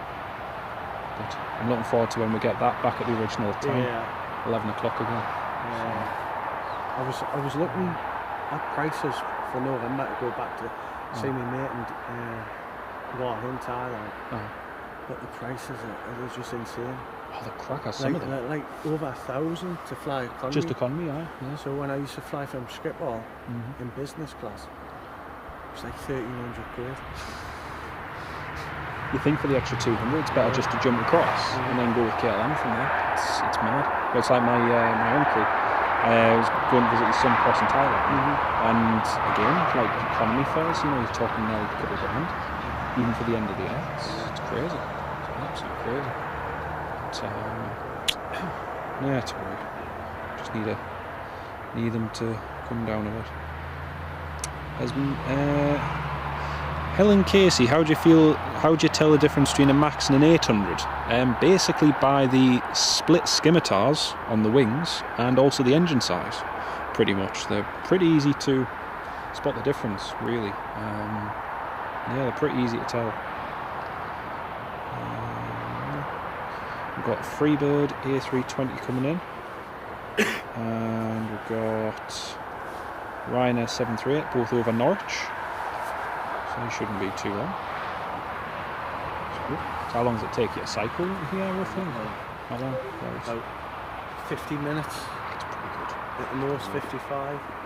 It's pretty good. Sometimes for the other spot at the very top, what I do is I take the bike in the car, park at the far end and just cycle to the top.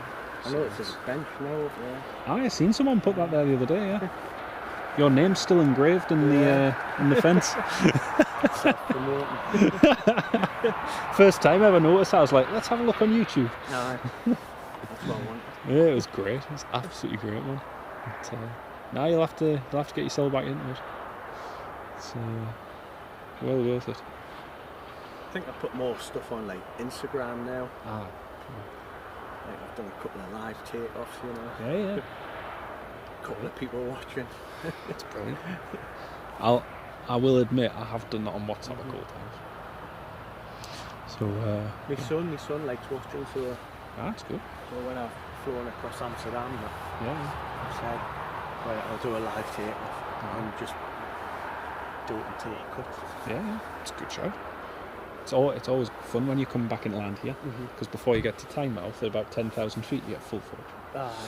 You normally hear people's phones going off. Oh, you do. It's like ding, ding. Like my ding. godfather, he's like 83 and his phone always goes off. It's so funny. It's so funny. But it's like whenever I go flying with some friends, like when we're in single engine aircraft, you always have your phone on anyway, because we use it for flight tracking or check VRS to see what else is flying around us. So yeah, the interference is minimal with these ones nowadays. So. Let's have a look what we've got in the comments. I can see we've still got about 200 tuned in. Hello to each and every one of you. And in case you're wondering who I'm talking to the North East's most famous traveller. If you want to check out his channel, 19bootsy68, feel free to. He's got lots and lots of good content on there. It's rubbish. It's really good. Don't believe him. And yeah, he's been much further afield than I have, so please do check out his channel. And let's have a look. What other comments we got? Ferry Hill Train Spotter, Stephen, hello mate. Great to have you on board. And John's Box, hello from Poland. Lovely to have you with us as well, mate. And Dobry Wieczór, great to have you with us. Who else have I missed? Josh Burke, you're heading off for the night. No worries, mate. It's great to have you on board. Basically what we're waiting for now, folks, is we're just waiting for the Ryanair 738 there. And once the passengers have boarded that'll be going very soon. So that shouldn't be too long. And just having a look at the score. Yeah, the score ended 3-3 before, so that was good. And we got... Would you go on the Max? John Adams. Yes, I've actually been on the Max already, John, and it's a really good aircraft. It's quite comfortable. It didn't nosedive, put it that way. Oh dear. I was bonus. Hey? It's always a bonus. It's always a bonus. It is. It's when we were, because I went with my mate from Prestwick, Dan. Yeah. And we were both walking through the terminal taking videos, and he's doing one. He's like, "Smile for the camera. It might be your last one." I'm like, "Shut up." Like, honestly, he have little faith. There was once me and my mate, the Hulster, was like in the army and that, and nothing really scares him, but he's petrified flying. Never. So in Thailand, and we're flying from Bangkok to Phuket, and we're flying Bangkok Airways. And Bangkok Airways, doesn't matter what class you're in, you get lounge access. Nice. And, I mean, they don't do much food. They do little like rice snacks. Yeah. But, he was petrified. Never. He was hungover as well, so he wasn't feeling too good.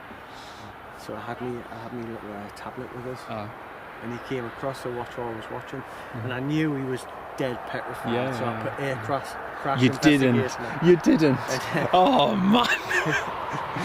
Oh man. Because nothing scares me. Exactly. Yeah. He was terrified after that. He was ill on the plane. Poor so lad. Funny. Poor lad. I'd say I never discovered, so I think it was 2013, that my brother was scared of flying. Oh, right, my daughter is. Aye. And we were flying from Glasgow across to Warsaw. Both of us had aisle seats because the plane was full. It was when they just had, basically, you get the window seat if you can make it on the plane first. We didn't, so we got aisle seats. And as we were taxiing to the runway, he just started talking. He just wouldn't shut up. I was like, "Are you okay?" And he was like, "I'm not really keen on flying." I was like, "Oh, now you say." Yeah, my daughter's a terrible flyer. She's flying next Thursday to Alicante. Oh, nice. Well, not if you don't like it. Should be ill. Oh, poor lass. I mean, she could have went to so many places with us. Yeah, exactly. But if you don't like it, it's like, it's a shame. It really restricts you. But it's like, you see, my idea of going on a cruise or something, it's like a nightmare for me. Couldn't do a cruise. I couldn't do a cruise. No. My sister's just come back. She just came back yesterday. She went to Egypt and then she went straight on a cruise when she got back from Egypt. Don't know how some people do it. And she's really loaded, that's why. Oh, it's crazy. She's got a good job and her husband's got a good job as well. It's crazy. It's like there's a couple of our friends in Anik, and they're constantly going ones around the Mediterranean or the Caribbean, and it's like, nah, it doesn't appeal. if I'm going somewhere, I just want to get there straight away. Well, my sister's done that as well. Went around the Caribbean, but she was saying she much prefers going around Europe and that because with the Caribbean everything looks kind of the same. That's it. That's it. And once you've seen one nice few islands, it's. Have you been much around Indonesia and that? No, just Thailand. It's Thailand. Been to a few places in Africa, Gambia, Sierra Leone, and Senegal. Oh, nice. The Gambia was the worst. Was it? Yeah, it's terrible.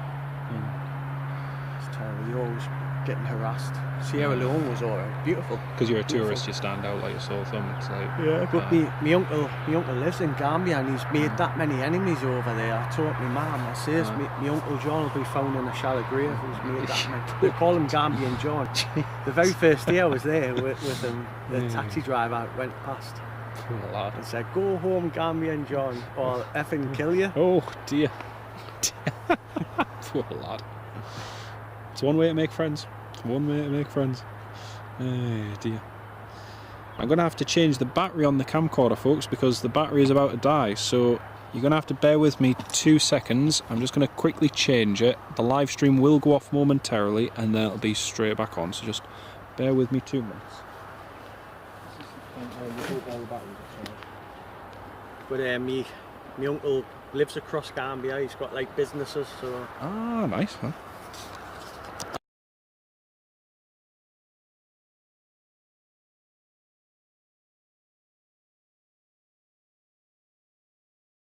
Stayed there when the pandemic started. It wasn't that bad over there, I think, because with it being Africa, you know, there's a lot of people probably had something similar. They've got that little bit of immunity. Crossover. Some places weren't that affected, to be honest, when you look at the numbers and stuff. But well, folks, we're back online now. The audio should be fine, video should be fine. You can let me know in the comments section, please. Like I say, we're just waiting for this Ryanair 737. The doors are all closed, the stairs are all away by the looks of it, so they should be pushing back in just a few minutes, hopefully. But I'm just seeing when the next one is due. Jake City's plane is going in around an hour. It's going at about 8:40.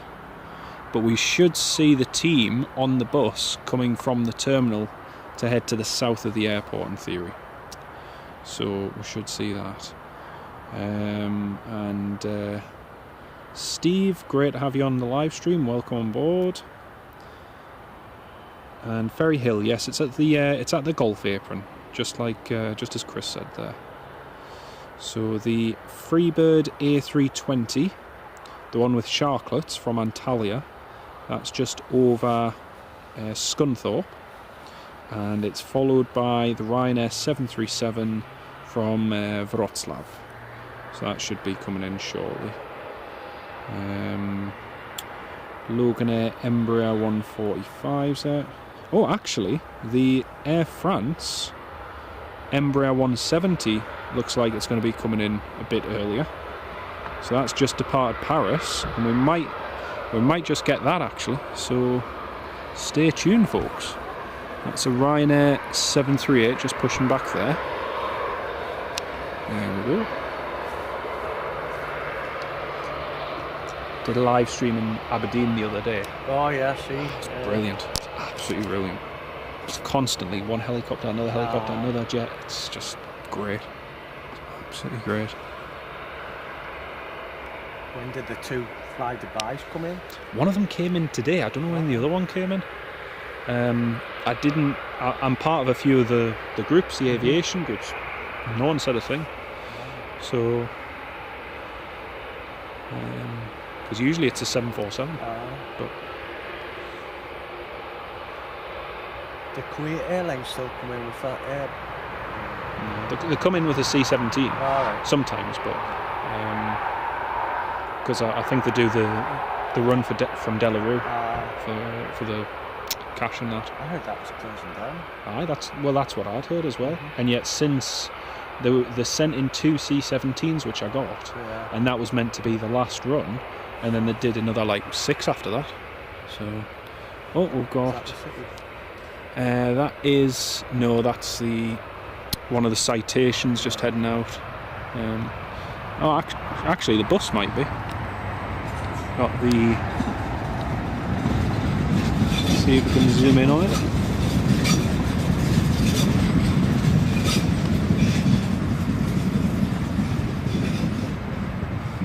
Well, that's a bus just heading across to the Air Horizon 737-400. I couldn't see if there was anyone on board, but there might have been. So if there are, it might potentially be departing a little bit earlier. So we'll see how it goes. I keep hoping, you know, the Balkan holidays, the Bulgaria Air Charter. I keep hoping one day it's going to be cancelled and then send the MD-82. But the Danes use like triples. Balkan holidays. They use the Tupolev 154 in, but this Ryanair's in a bit of a rush to get out. Powering off from stand number 4. Equindia Delta Lima Delta. And the business jet that we just saw backtracking down the runway, that's going to be taken off in just a second.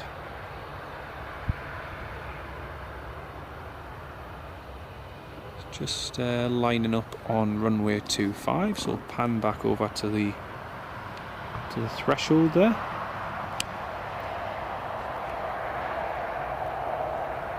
Oh, and this is the global. Which one is it? Can't remember the registration of this one again.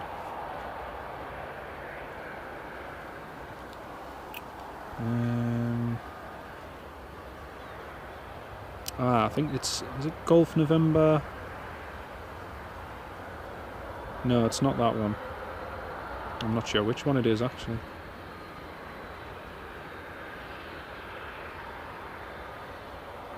Either way, that one's about to depart, and then we've got the Ryanair taxiing along now. So a few more. Neil Smith, good evening, mate. Great to have you with us.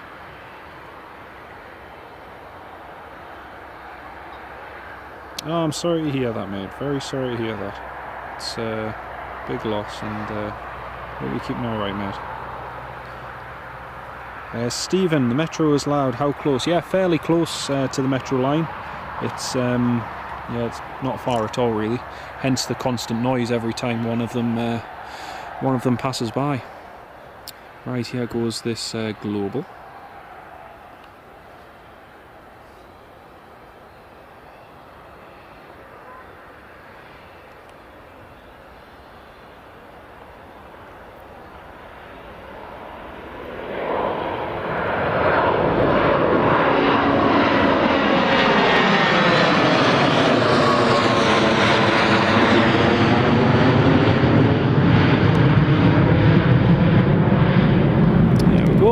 It away.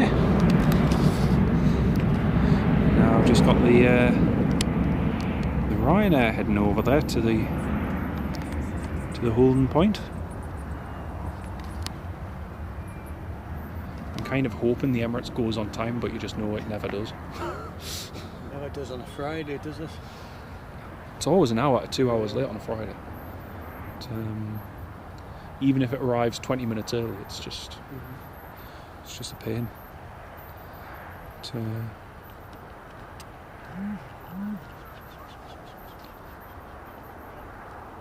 Oh, I need to thank you for the immunity kits. All right. I've still got them. I've still got them. Thank you again, mate. Really good. Really good. I've got this collection of all sorts. I've got Lufthansa ones. My mate flew on the inaugural WestJet flight into Dublin. All right. He got us the WestJet one. Flew with Lufthansa on the 747-400 from Calgary to Frankfurt. Got an immunity kit off that. So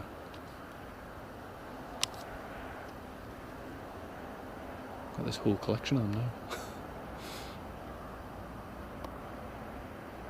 Right, that's the Ryanair just lining up on runway 25.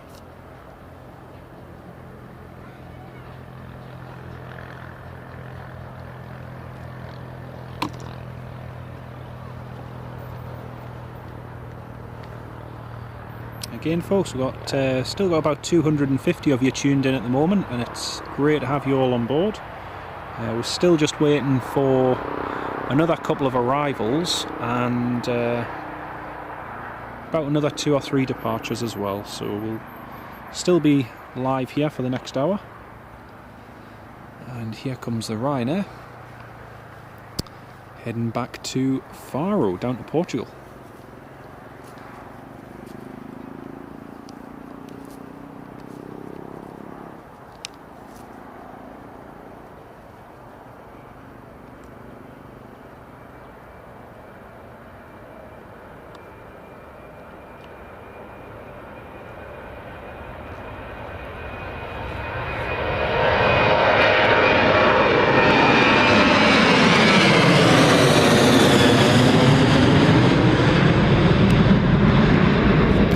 Takeoff, very nice indeed. And then over there, folks, we've got the bus, which looks as though that's going to be the bus that the Manchester City players will be getting from the terminal across to the aeroplane. So they'll just be waiting for clearance to cross the runway. So we should see them all in that, in theory. Just pan back over to the Emirates. Cleaning team's already been on board and it's just still undergoing refueling now, so that's decent. Did you see the scoreline before? Yeah, watching match. I listened to till half time. It was pretty good. Trippier's goal was Brilliant. It's absolutely outstanding. It's just amazing to see, even in the past year, where they've gone from to. They've progressed. Yeah, it's really impressive. You know, to lose as they did last year, to even just draw, you know, it's pretty impressive. Forgot overhead. Oh, it's a business jet just there. One that's just departed. Right, folks. See if anyone again, if you've got any questions or any comments, feel free to leave them in the live chat, folks. And speaking of helicopters, they used to use an air link from Heathrow to Gatwick, run by British Caledonian a few years ago. That's right, they did indeed. Late 70s to the early 80s, that's right. When is the City plane departure, Dell? It's supposed to be at 20 to 9. Hopefully it's a little bit earlier, but 20 to 9 is what it's scheduled for, so that'll be good. The Freebird A320 is just descending over Richmond now, so that'll be in 15 minutes. That'll be landing. And the Ryanair's over York at the moment, so that'll not be too long either. And the Air France is about to cross the English Channel, so that'll be about 50 minutes. Let's have a look.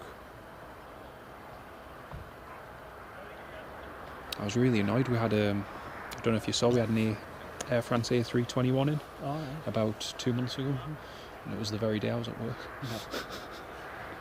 Got this notification ping up, Air France A321. Sod's law. Just, it's annoying.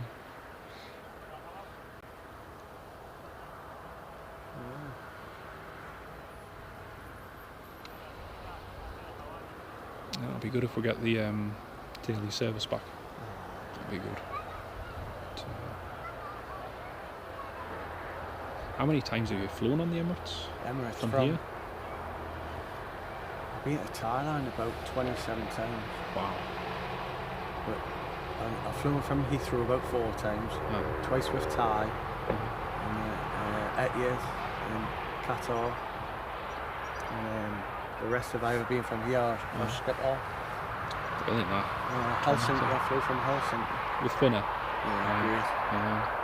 Had you could order your flying business, or you could order your meal before. Yeah. You know, a few days beforehand, and I went for the reindeer. And it was quite tasty. Just a nice bit of venison. Quite tasty. Man. It's one of my customers. He gets all sorts of like game and all sorts. And I was doing a job for him one day, and he says, "Do you like a little bit of venison?" It's like, yeah. He says, "Don't mind it." He says, "Pop round the back garden, I'll give you." And then he had basically his shed done out as a smokehouse. Yeah. And he just had it all there, and it was like, oh, it's beautiful. Best tasting venison I've ever had. So. I like wood pigeon. That's a nice. I haven't had it. What's it taste like? It's just nice. I can't remember. It was a while ago when I remember spitting the shot out. You know. That bit's not edible. Ding. Man. Rabbit? You had rabbit? Oh, too strong. Yeah, it is. It's quite an intense meat. It's one of my friends had. What he had something down in Australia. It was like kangaroo or something like that. It was just crackers.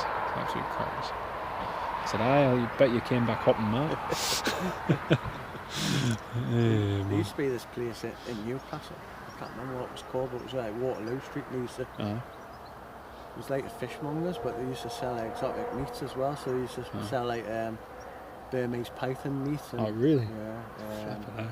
Alligator, camel. Wow. Pretty interesting. I suppose in other countries, so they'll just be staples, you know, for some people. It's, you know, it was like that whole saga a few years ago about, you know, the horse meat scandal. Yeah. Oh, we've got horse meat in our mints and this, that and the other. You're like, well, it's never bothered you till now. No, it was funny. Really funny. Do you not have it in the Netherlands? Yeah. They've got it quite a bit in Hungary as well, in Romania. But, yeah. Don't really notice the difference, to be honest. Carl, good evening from Dublin. Hello, welcome on board. And you're getting a second Emirates 777 flight next month. That'll be good. That'll be really good. Ferry Hill, the best goal was Trippier by far. Yeah, definitely. Agree with you there. I saw a couple of the... I was listening to it on BBC Radio 5 Live, but I saw a couple of the highlights on Twitter, and it was pretty good. It was pretty good. So there's another metro train just about to go past, folks. Oh, sorry, metro. And the next inbound is just a few minutes away now. Not too far to go.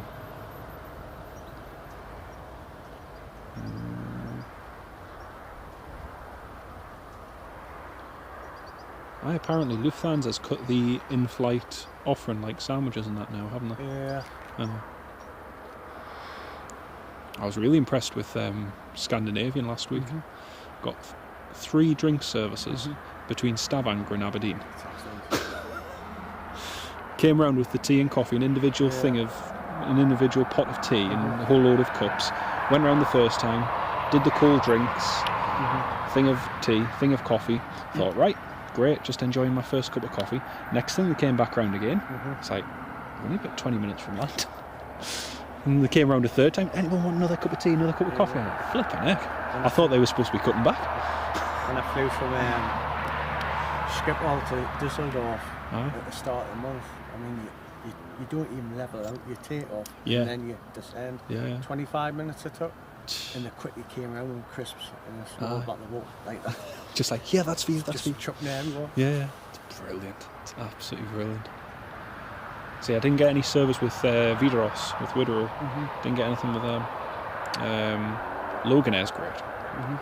They always do either a hot or cold drink. It's good with them. You get your Tunnocks biscuit.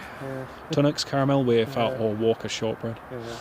It's, and each time I've been on, I've always gone asked, "Oh, do you fancy a second one?" Like, go on. But cabin crew are always great as well. I think who was it? Air France.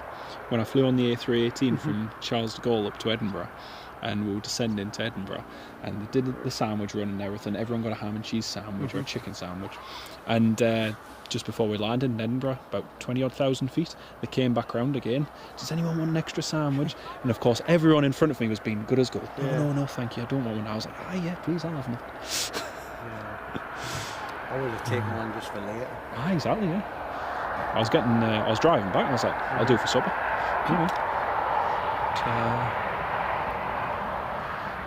But it doesn't bother me. Likes of Ryanair, it annoys some people, but I think you get what you pay for, you know. That's it. When you have a look at British Airways now, have they still got that buy on board? Or did they still. They've just reinstated it as well, because during the pandemic, apparently they were still doing complimentary stuff.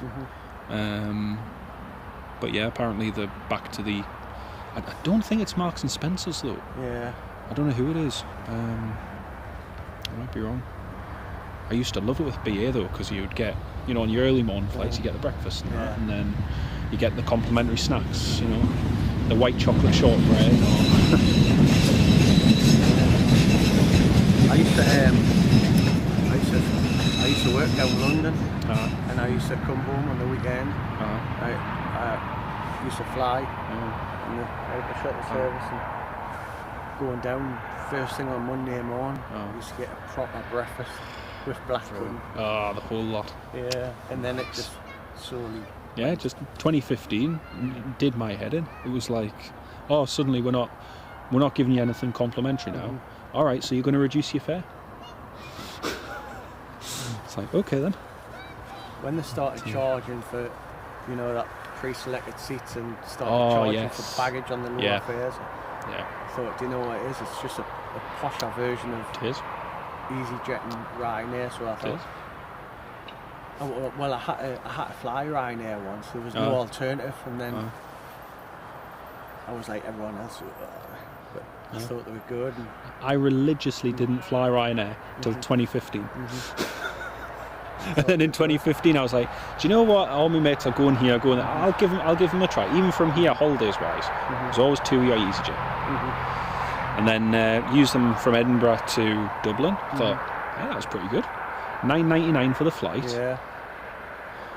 You know, and now I'm just 10 flights off 100 with them. Wow. Give you something. I know. I've got them all logged on Flight Diary, each and every one of them. It's like, it's ridiculous. Since you've hit 100, we've charged 50 quid. I actually shouldn't complain though, because I got basically a year and a half's free flying out of them. So I'm not complaining. In case if they scratched my back, I gave them a bit of promotion. So it was good. It was good. I think the average fare price with taxes was about 3.5 pence, something like that. But of course they rounded it up, so it was just 4 pence for each one. It was ridiculous. But it was good.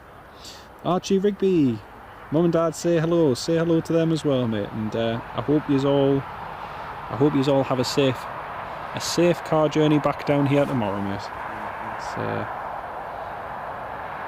What else have we got? We've got Freebird A320 is just turning in on the final now, and I can still see there's 200 of you patiently waiting there. Appreciate you all being on board. And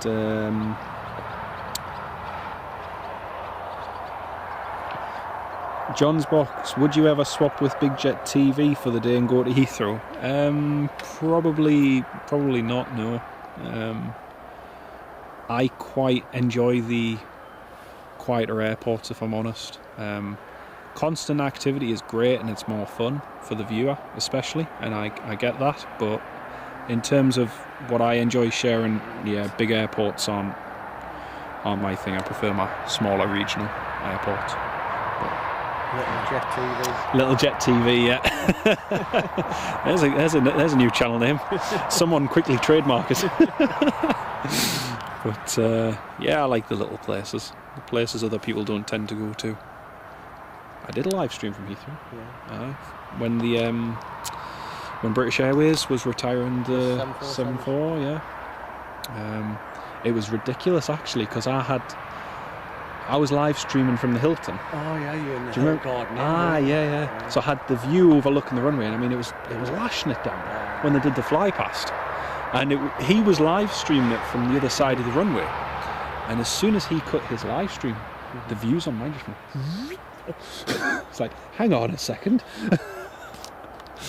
Oh dear.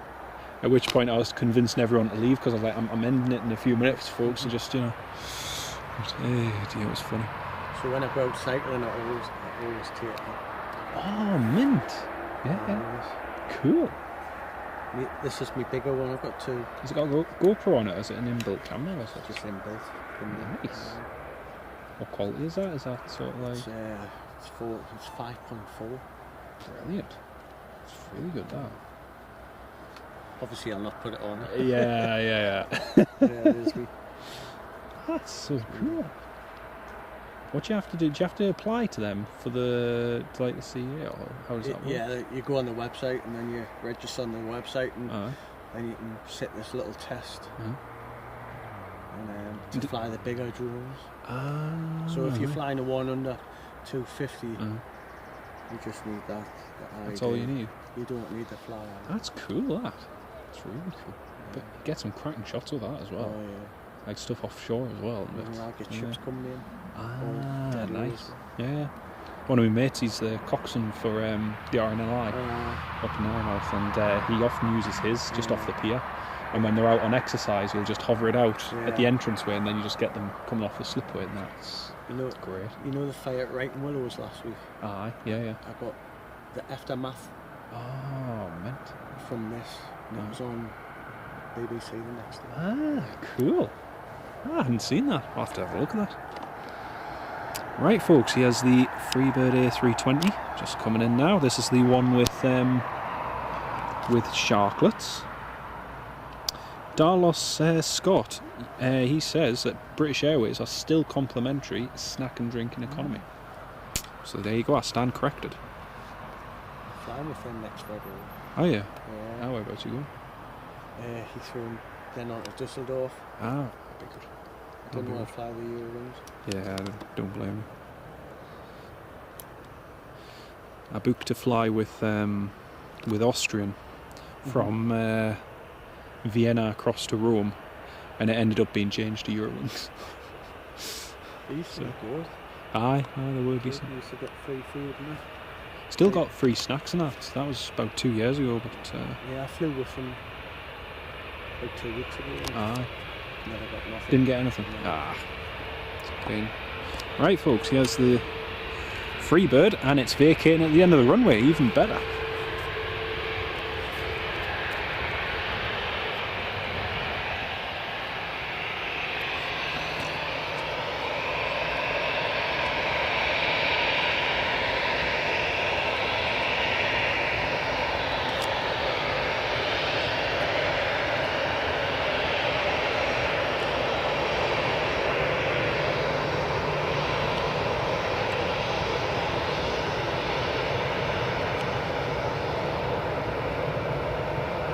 There we go, Tango Charlie, Foxtrot Hotel November.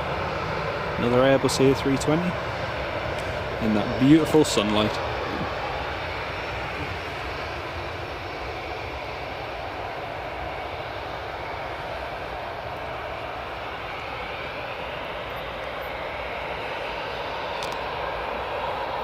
So the other Freebird A320 should be going out fairly soon there. Carl Shell, you flew Ryanair once and only once. Pity for you, mate. Pity for you. We currently fly Orlando, Melbourne, Jet2, seasonally to New York. Yes, and in theory, we should get the A321neo on the Newark flight. Hopefully in December, in theory. United to Newark. I think that ended in 2017, 2018. 4 or 5 years now since they finished it. No, it was 2017 was the last flight. That's right. And Carl, Dublin's new runway opens next week. Oh, that'll be good. That'll be good. Been a long time in the making. It's going to be interesting to see how its operating hours work, because there's been a lot of local objection to the times that the airport wants to operate it, but you know, at the end of the day, they do need to use the airport runway when airlines want to use it. So, aye. Julie, hello, welcome to the live stream. Great to have you with us. And Peter Ridley, hello from Durham, flying out on the 7th of September to Mallorca. Nice one. I hope you have a lovely flight. That's the Freebird just going by there, and we should see the Manchester City coach in a minute. Ryanair's just turned onto the ILS now, onto the approach. That should be in a minute.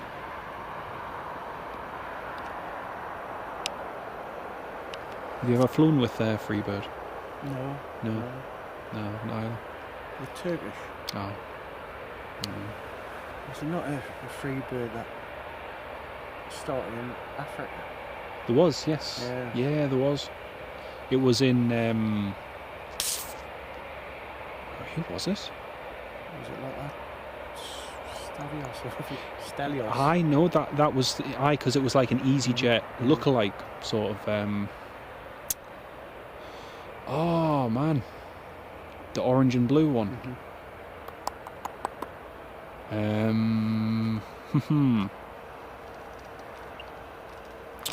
man, what was it called again? Because they just went under a few. Well, they got A319s, they ended up with Embraer 145s, and then ended up suspending services. Oh, I should remember the name of it. I wrote an article on it.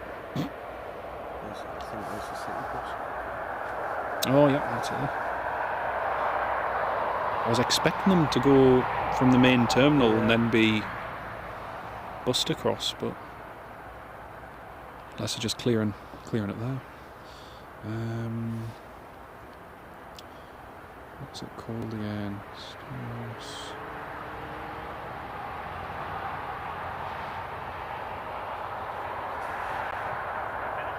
FastJet. Yeah. FastJet, that was it. FastJet. June 2012. Wow. Seems like yesterday. And then in 2016 he called for the firing of all the directors of FastJet. Making friends. Oh dear. Although saying that, seeing the way EasyJet is now, even compared to the way they used to be, they just don't have the same clout or low cost base they used to. It's, right folks, the light is a little bit more tricky, so I'm just going to manually focus the arrival of this Ryanair. So this is the one from Wrocław in Poland. It's running a little bit late, but yeah.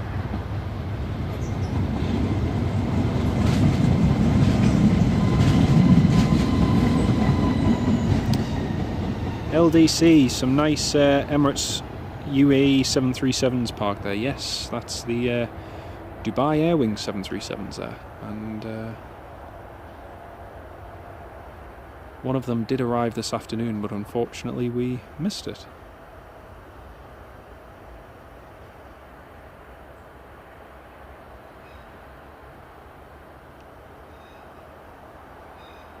There we go. That's the 738 down on the ground.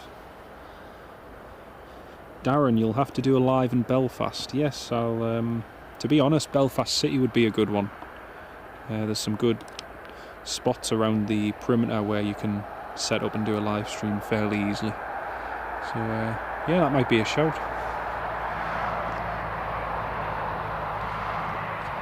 There we go. That's the Ryanair vacating. Julie, what's the difference between the A320 and the A321? So basically the A321 is just a stretched variant of the A320, accommodates a few more passengers, and it's a little bit bigger in size, really.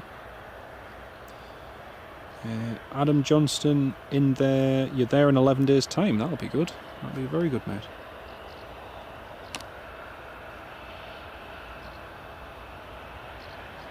And thanks again for subscribing, Darren. Appreciate that, mate. Thank you very much.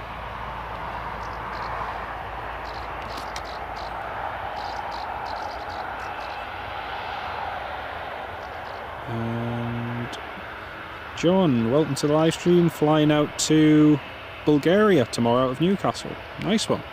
Freebird is a Turkish, mainly a Turkish charter airline. They operate scheduled flights, but mainly charters on behalf of other airlines. So they've been doing that for quite a few years now. Bit like Balkan holidays, mainly during the summer, with seasonal routes. So yeah, still going strong though.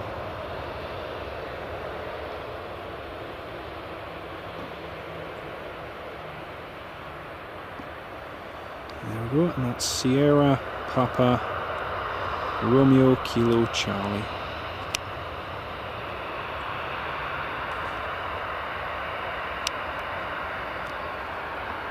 That's the weird thing since we've got the base here now. You know, the likes of the Riga route and other routes now. It's like, I don't have to go from Edinburgh, I can just go from here. It's much better.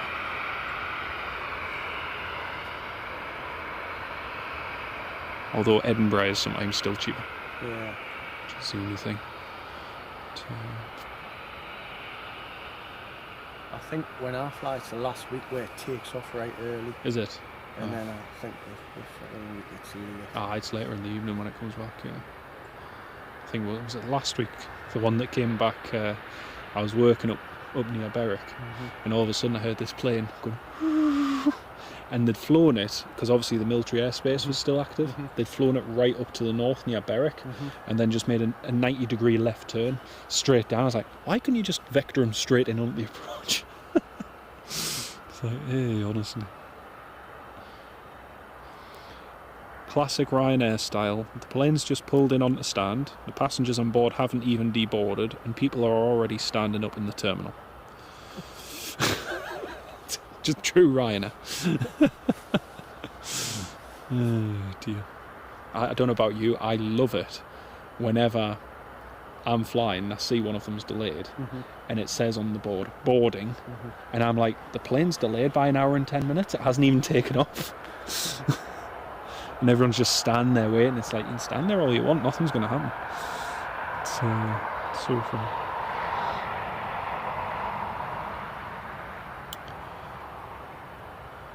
I used to like when Emirates had that A330 on. Oh, that used to be mint. Oh, it was brilliant. The that. TV and radio thing where it was just loop. But in business class you could get these little tapes. Oh, right. Put them into seat. Never. Yeah.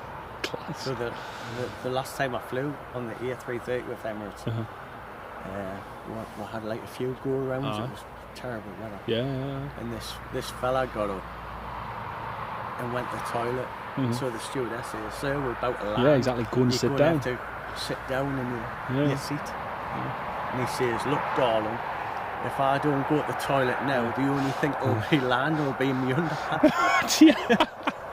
So he basically was in there too. Yeah, honestly. But we passed about 4 times. Yeah, before I actually came in. Yeah, we went as far as Hexham. Went out 1,000 foot over the sea. Yeah. And back in, he says, if we don't get it on this attempt, we're going to Manchester. Oof. And I was coming back from Bangkok. Oh, never. So it was a flip. That would have been a pain. I think the most I've seen was about 2 or 3. No, it was 2. It was 2. It's always fun when it happens. And yet, it's always my luck that I never get them when I'm flying. All the time. And other people are like, oh, I flew to here and my plane went around. I'm like, you're so lucky. Yeah, I had my first ever go around, I think it was about 24. And it was landed Honolulu. Oh, never. They just had Nice. storms. Yeah. So I go around. I've seen down create a gear. Cool. So. That is cool. The worst one I ever had was in Barcelona with Vueling on an A321. We'd flown from Edinburgh, Barcelona, and where were flying? Oh no, that was it. It was Paris, Barcelona, and it was the one flight I didn't get a window seat. Yeah. Beautiful sunny day, crystal clear conditions, not a breath of wind, 30 odd degrees, perfect conditions. And I thought, who cares, weather's not bad, I'll take my aisle seat and I'm not going to complain. Of course, I was with my dad and with Dan from Prestwick. We'd all gone together. Dan had a window seat, my dad had a middle seat, I had an aisle seat. And we're coming in on the approach, I'm looking out the window, there's the Pyrenees in the background, beautiful, you know. I thought, great, be landing in 2 minutes. Get to about 500 feet, you can see all the cranes and everything there just before you touch down. Then all of a sudden I can feel myself being pulled back in my seat, full toga, power on, and I'm like, what just happened? Plane in front of us hadn't vacated quickly enough, so that go. I was like, why, of all the days when I'm not filming, we'll get a crack and go around. It's like, with the Emirates one, so annoying. The captain did say it was going to be a bit rough when we landed. So I could hear people saying, well, it's not rough now. Yeah. But as you flew over the coast, you could see the sea. Yeah, you could see it. Yeah. And then you could see the ships go. And then as soon as we turned... Brilliant. It's absolutely brilliant. I was 16, flew back with Monarch from Mallorca, and came back into London Gatwick. It was gusting about 56, 60, and we turned in on the approach over the English Channel, made the left-hand turn in, and as we made the left-hand turn in, I could see the runway from the seat where I was sat, and then following the approach, you could see the runway all the way down the approach. And of course, the plane's being buffeted left and right, and everyone's going, oh. And I'm like, this is cool, this is content. No. Well, I've left in comments on that. I know. Oh, I love it as well. I love it. I mean, if you're on a long flight, it just breaks it up. It does, yeah. It does. Makes it a bit more exciting. I just love seeing other people's reactions to it. It's just more exciting. LDC, apparently the the Dubai Airwings 747 was supposed to go to Newcastle, but it got changed to the 737s. Yes, I believe the Dubai Airwings 747 landed in Stansted on Wednesday, and then they've been down in London, and now they've come up here. So that's my understanding anyway. Have Man City left yet? Nope, they should be leaving in the next 20 minutes. We have seen a bus go over toward the 737-400, but as of yet they are still here on the ground, so we're just waiting. Between EasyJet and Ryanair, which is better? Definitely Ryanair, in my opinion. Liam, EasyJet, yeah. Adam Johnson, flying to Corfu, nice one. Chris Kennedy, Ryanair are fine, providing you can navigate there nice and dimming and now it goes wrong. Yeah, to be honest, I have had nearly 100 flights with them, and I'm yet to have a 3-hour delay. The closest I've come to a 3-hour delay was 2 hours and 57 minutes, flying from Lisbon to Porto. Yeah, and we missed out on like food vouchers and everything just because of 3 minutes. So. Yeah, I had a similar one where I flew back from Dusseldorf just before the pandemic. I went across there for the carnival.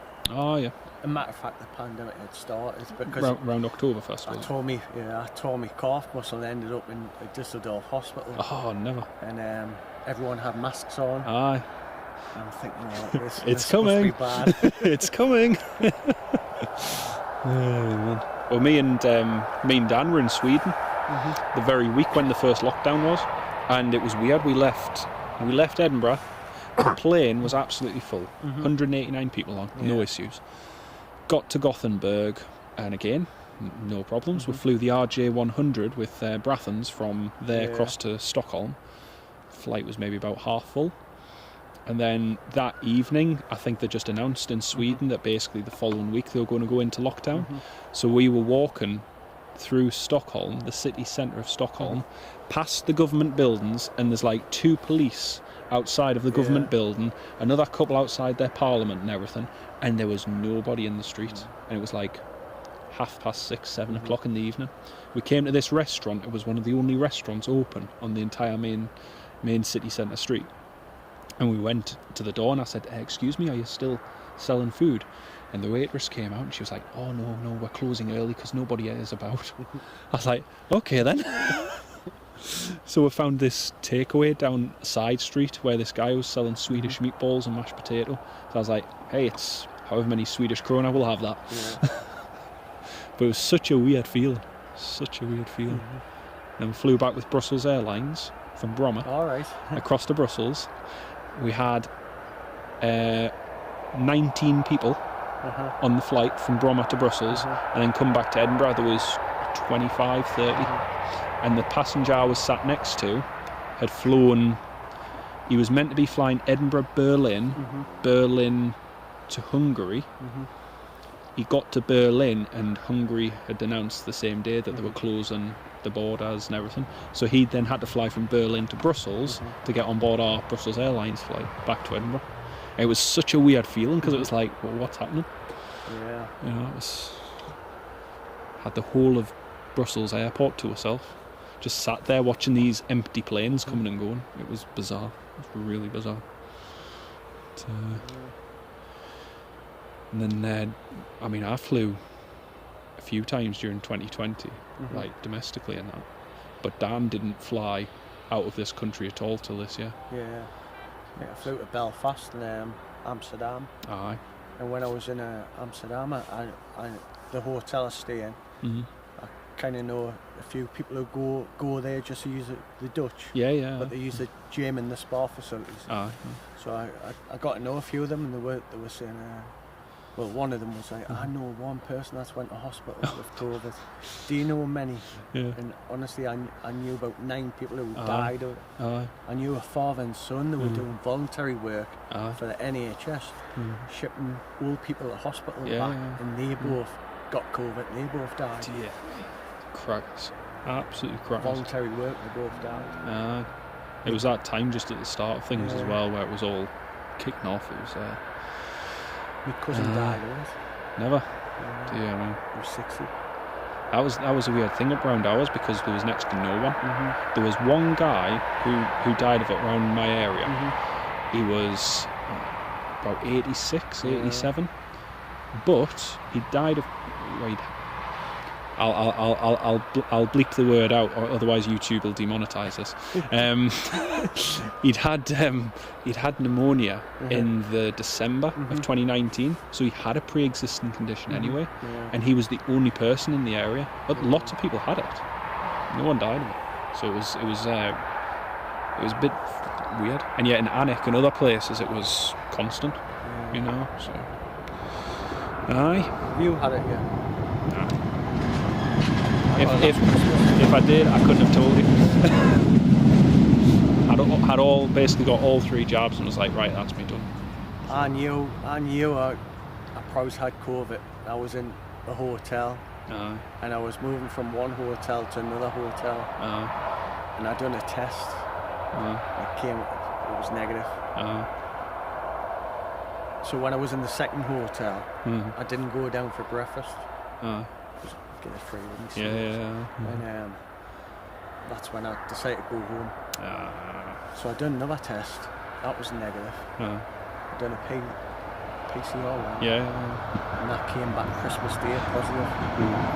Never. Christmas Day. Oh man. No. I think I took one when I went to, where was it? Alicante, Malaga, Madeira. Madeira, apart from that, never did. Because then I worked with my work, I worked with so many people who had it, or who'd tested for it, but never had any symptoms. So I was covering even crossing Carlisle. Yeah. Because some staff were just phoning in like, right, tested. So at that time it was like 10 days. Yeah. You couldn't come back to work. So you then had to cover their work, and it was just, it was a nightmare. It's an absolute nightmare. But yeah, fun times. Yeah, my next door neighbour had it, and I was talking to her, then after I was talking to her for about half an hour, she says, "Oh, do you know what it is? I feel ill." Oh, never. I feel really You ill. think, is that what talking to you has the effect of? And, she says, "I think I better do a test." And then she was on the NHS app. Yeah. I was on the NHS. Oh, so you'd have both pinged each other. So yeah, I was pinged. It was Dear. just after Christmas. Not Christmas gone. So I had to do like 10 8 days. Yeah, with my work with dealing with, on average about 6,000 to 7,000 people a week, there was no chance I was ever going to be using it. Because I was like, if someone comes in and they've been in contact with someone who's their next door neighbour, that then affects me for my job. Yeah. Well, so it's like, I know a couple of people that work at the DoubleTree up there, and they said they were told to take the app off. Some people were our company never told us. They recommended that you had it, and that it was always a case of if you did test, then fair enough, they'd give you it, but there was never any pushing or anything. So no, they were pretty good. But I know quite a few as well, different ones where they were told don't turn it on, don't have it on at all. But, there's the bus, folks, which Manchester, I can still see there's about 250 of you patiently sat there listening and waiting for any aerial activity that we might see. But there's the net zero electric bus that Newcastle Airport has, and soon they're going to be getting some more of them. So they aim to be the first carbon neutral airport in the UK, I believe. So that's by 2025, so give it another 3 years. But yeah. Stephen Douglas, hope you've had your tea, or do we need a Greg's update? I've actually got my tea waiting in the fridge for me at home, so I'm going to have that when I get back later on. It'll be a microwave job today. LDC, interesting Jet 2 today in Funchal. Flight got cancelled due to the winds waited in the airport for 8 hours. Jet 2 didn't get us a hotel till 10 at night. Flight was at 2. Wow. It's quite a delay, that. Quite a delay.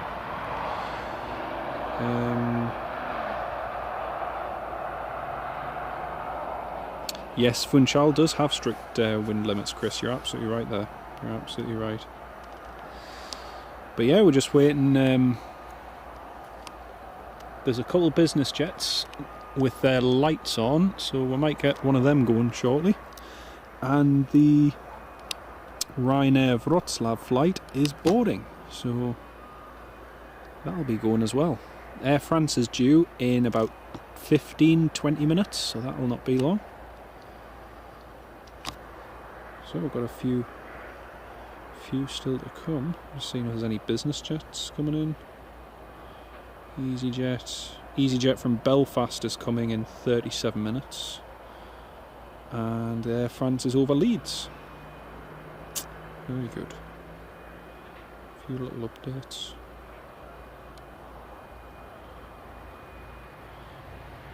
Did you manage to work through the pandemic, or did you? Yeah. It's good. Yeah, not that many people from work got it. One of my friends who I go cycling with from work, he was one of the first to get it. Oh, never. Yeah, and he just had, he didn't have it bad, so he was going out on his bike cycling. We were saying, you're not supposed to leave the house, man, you idiot. Stay at home. I feel alright. I used to feel it was like Mission Impossible just to get from up mine down to here. Just to see a British Airways and easy, I was like, there's a plane. Yeah. I used to cycle up here quite a bit. And I used to go around the car park because it was dead. Oh, it was great. It was absolutely great. I just used to love it, the fact that you could go on all the roads around here and there was nobody. It was so cool. Yeah, well, when I was at work, I said, I wish we could have lockdown just for a week. Where it was like the first one, so I can go out cycling We were just looking at us thinking, I think you're a weirdo. tool. Weirdo. Man. Actually, fun story. There was they sent an Air China 747 into Edinburgh to repatriate Chinese students back to Beijing. I was in the middle of doing my post office training at the time, so I had a word, and I was like, "You don't mind?"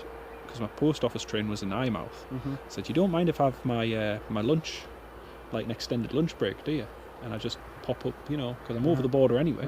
If I just pop along, oh yeah, that's fine. It's like, great, I've got your approval. So if anyone asks, the company says.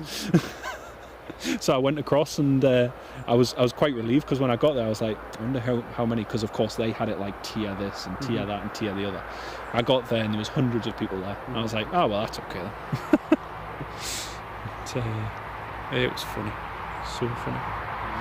And then of course you always got the odd ones who were there at the mound, those families and those individuals, and they get chatting with you like, so whereabouts are you from then?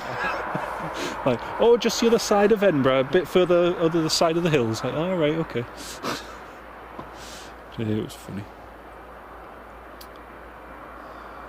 Liam Heron, you were just in Malaga a week ago. The landing was very good with EasyJet. Nice one. Just waiting to see if we can see any passengers boarding this Emirates, because if the Emirates does go at about 9:10, the only thing is we've not got any clouds, so the light might stick around for a bit, but we'll just have to wait and see. See, the night's cutting in quick. It's really quick. Up until a month ago I was still cycling to work, but can't now. It's too dark up till 10. So luckily the way I head back, there's not that many cars really passing. No, it's good. I was going to say, you got your light anyway. Got a bright background. The front is flashy. That's all you need. I don't have that with mine, you see. So should invest in it.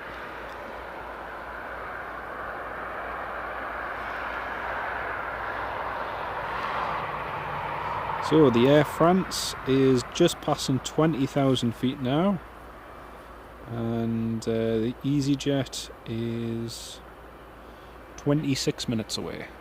We're going to have to switch to manual focus shortly, folks, because there's not going to be enough light for autofocus to get the aircraft. And the Air Horizon 737-400 is due out in 6 minutes. Haven't seen any sign of it pushing back yet. Let's have a look. And overhead we've got an Air Baltic C Series from Stockholm to Manchester, operating for Scandinavia. They're massive in Dusseldorf. I can't believe the amount of... Really? Yeah. Well, of course they're subbing, aren't they? Absolutely nuts. I think I've seen more out of them. Eurowings? Never. I think they're using some of the A220s for Eurowings and that, aren't they? Right. That explains it. That'll be why. Because with obviously with the whole Russian saga and Ukraine saga, they've got like 15 surplus aircraft and crews. So, have you flown on one yet? No. Looks really nice on the inside. Really comfy. So, I'm at that age where, when I was in the 20s, the L1011s were still flying. The TriStar. MD11s, DC10s, so I managed to get on all them when I was going across America all the time. Nice. So pretty much now, anything else, it's just like... I went on, when I was about 10, I went on, is it a Caravel? Oh, one of the Caravels, yeah, the Sud Aviation ones. Nice. Had like curtain. Yeah. Was it no and the old round, the old big round window, Big. Yeah, man. Yeah, that flight was delayed from here. That was from here? Yeah. Which airline was it? Well, I know we flew into Seoul. had like a bit of a T on the back. Ah, right. And I wasn't too sure whether it was that Dutch. Yeah. Dutch airline. Oh, the Transavia. Could have been. But like I say, I was only about 10 or 11 at the time. Ah. My dad's of the generation where he used to fly from here on Vickers Vanguards. Yeah. So he used to fly from here down to Heathrow, and then Heathrow Rome, then Rome Malta to go and see the family, and then fly all the way back. And then he got an upgrade once onto a Trident, Northeast Trident. Wow. So yeah. It's quite funny when you get talking to some different ones, and my first one was an Air Malta 737-300, from Glasgow. Mine was Britannia Airways from Manchester to Alicante. Oh, nice. I think it was about 9 that time. Yeah. Pretty cool. I thought we're landing in the sea. Yeah. It's cool, that one. Have you ever been to Skiathos? No. It's one of those ones I just love to do. Just love to do that one day.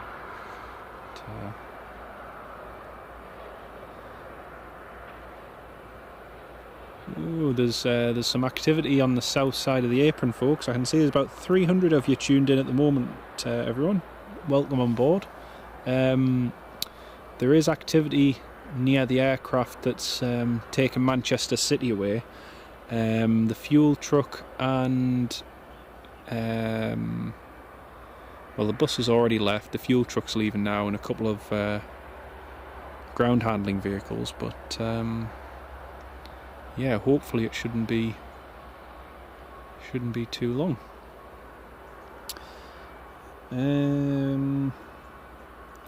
Should be a Hawker XP firing up shortly, Chris. Thanks very much, mate. That might be what I can hear. If it's pinging on flight radar 24, that's probably it. John's Box, have you ever done Bristol? Yes, done Bristol quite a few times.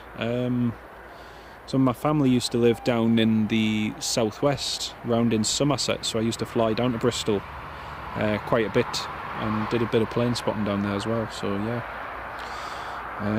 How long's the runway at Newcastle? It's 7,800... Oh! The Air Horizon is now pinging, so it's pushing back. Great. Yeah, the Air Horizon is just about pushed back, so we should see that in a moment. The runway length at Newcastle Airport is 2,330 metres, or 7,644 feet. So it's a bit longer than Bristol. Obviously, we can accommodate a 777 here, whereas Bristol, I think the biggest it can get is a Dreamliner /767. So, aye. Emirates is now boarding. Yes, it is. You can actually see. Yep, there's people walking through the... Oh, actually, that's quite cool. You can actually see them walking through the jet bridge today. So, who knows, we might get an on-time departure. Miracles have happened. You said 767. When I went on, I think it was my first lads holiday, went to Benidorm. Oh, nice. So all my mates came up the airport as well. Yeah. And the flight was like 11 o'clock at night. Oh. So they says look towards the airport when you take off. Yeah. And they all got arrested for it. But they'd set a bin on fire. Oh, so it was like a beacon. So we couldn't see it.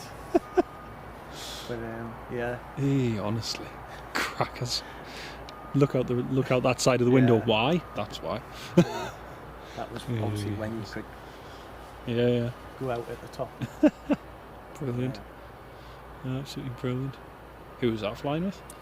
Britannia Airways. Oh, Britannia went that. Nice. I saw a photo of one of them the other day. They really suited the livery. I remember when the 75s used to come here. That was... you see them from the viewing deck at the top there, and that was great. Mike. That was the very first 767 that went on. Was it? Nice. And the last one I went on was Hawaiian Airlines. Cool. Did Hawaiian still have the... did they have the Fokkers when you went across? No. Not the Fokkers, sorry, the 717. No. 717s. I think Actually, I think they did, because they were flying them into Ireland. Aye.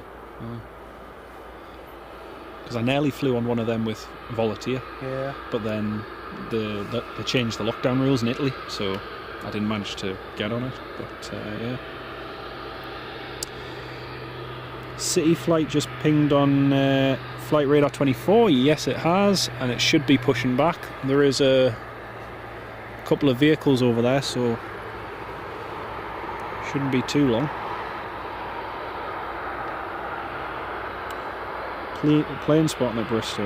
You do remember there being Bremen Airways. Aye, that was pretty good. That was pretty good. You're only there for 10 minutes. Very good. Hillsdeng 1. Remember doing Go to Italy? Yeah, that was absorbed into EasyJet, wasn't it? Go.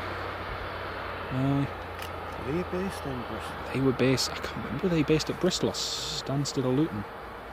I know when I flew into Bristol, I've seen a few there. I'm sure they had a base at Bristol, but I'm pretty sure the main one was Stansted or somewhere, wasn't it? Because when EasyJet absorbed them, it was just a case of fleet commonality with the 737 and everything. It was no problem. But aye. Did you ever go with Gilead, or were you too young? No, that was before my time. Just before. I flew from Manchester back to Newcastle.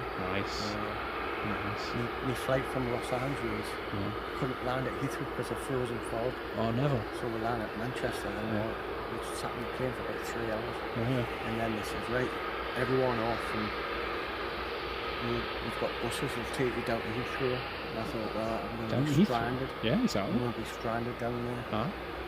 So I knew there was a Gilead flight to Newcastle, so I went to the Virgin Atlantic representative and said, look, I'm going to go down there. I'm not going to be able to catch a flight up Newcastle. Would you cover it?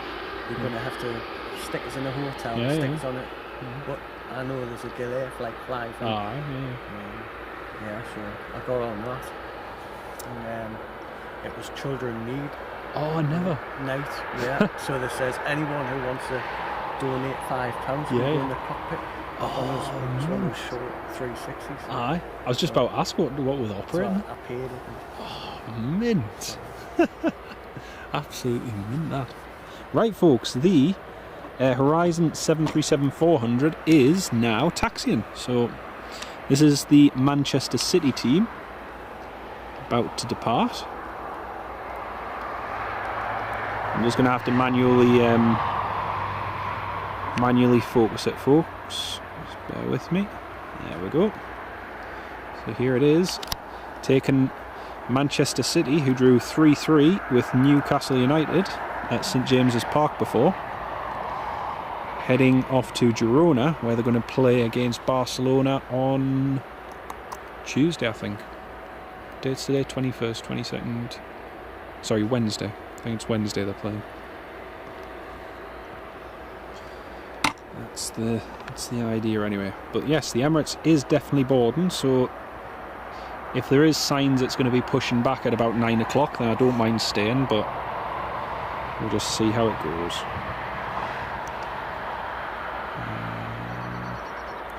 I'll quickly share this.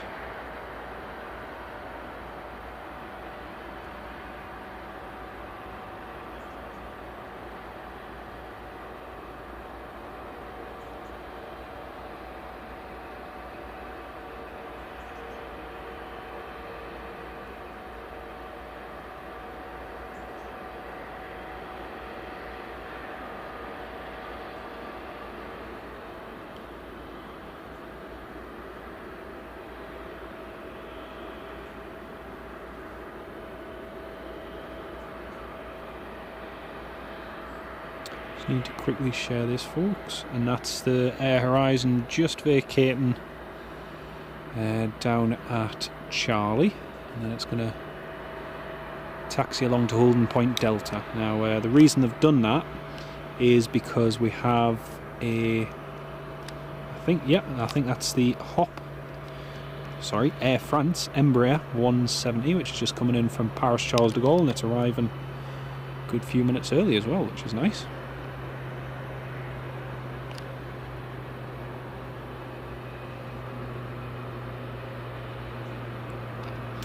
can see we've got about 320 of you tuned in at the moment. A very good evening to each and every one of you. If you've just joined, we're about to watch Manchester City football team depart Newcastle Airport. So if you're just joining us, welcome on board. Sean Ray, hello from stand. Sean Ray, hello from stand 25, or should I say net zero 2035. So presumably, Sean, you're across on that lovely green bus. Well, welcome on board, mate. Great to have you with us. We'll try and get a shot of you once the horizon has departed and the hop has landed. But welcome to the live stream, mate. It's great to have you with us. Joshua, can't believe Man City are flying back on a plane. It's not far.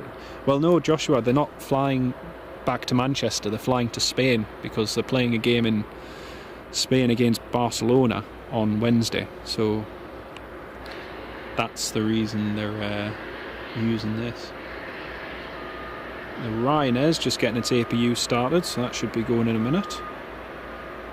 And the Air France is just on final there. There we go. And Vincent, great result for the Toon. Yeah, absolutely, mate. Absolutely. It's a far cry from what things were last year. Definitely. Graham Thompson just got home from the game. Hope you enjoyed it, mate. It was quite a roller coaster from start to finish. And Freebird is pushing back. Yeah, I can see the tail of the Freebird, the A320 there. It's just at the far end of the terminal. We've also got a business jet starting up by the sounds of it, so we might have a business jet going in a few minutes as well, folks.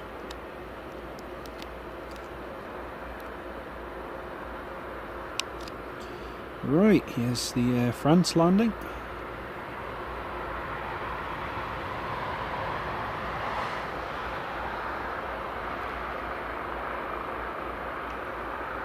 Some down on runway 25.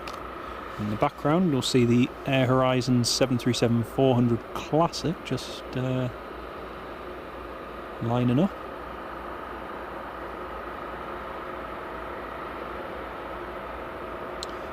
What's the biggest passenger plane that Newcastle has ever handled, freight or passenger? Passenger wise, probably the 747. In cargo wise, was there an Antonov 124 came in a few years ago. There's been Illusion IL-76s in, and a Volga Dnieper and Antonov 124 in a few years ago as well. So yeah, it's hosted a few good movements. Archie, no, you haven't missed the Man City plane. It's just about to depart now, so we're just focusing on the Air France. The Air France that's just landed there.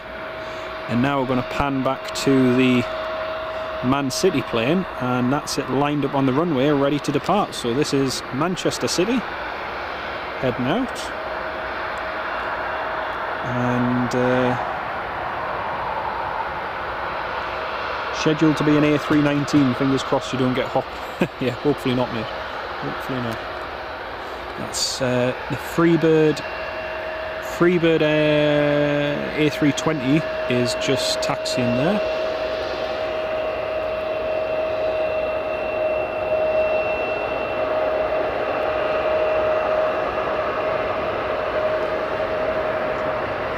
And here comes the Manchester City team on this Air Horizon 737-400.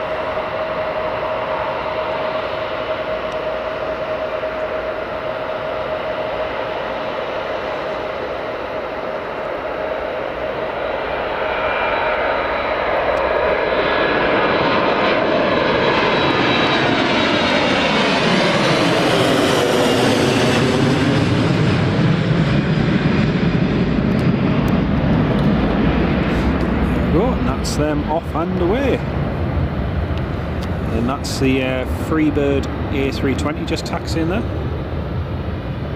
Air France has shut down on stand.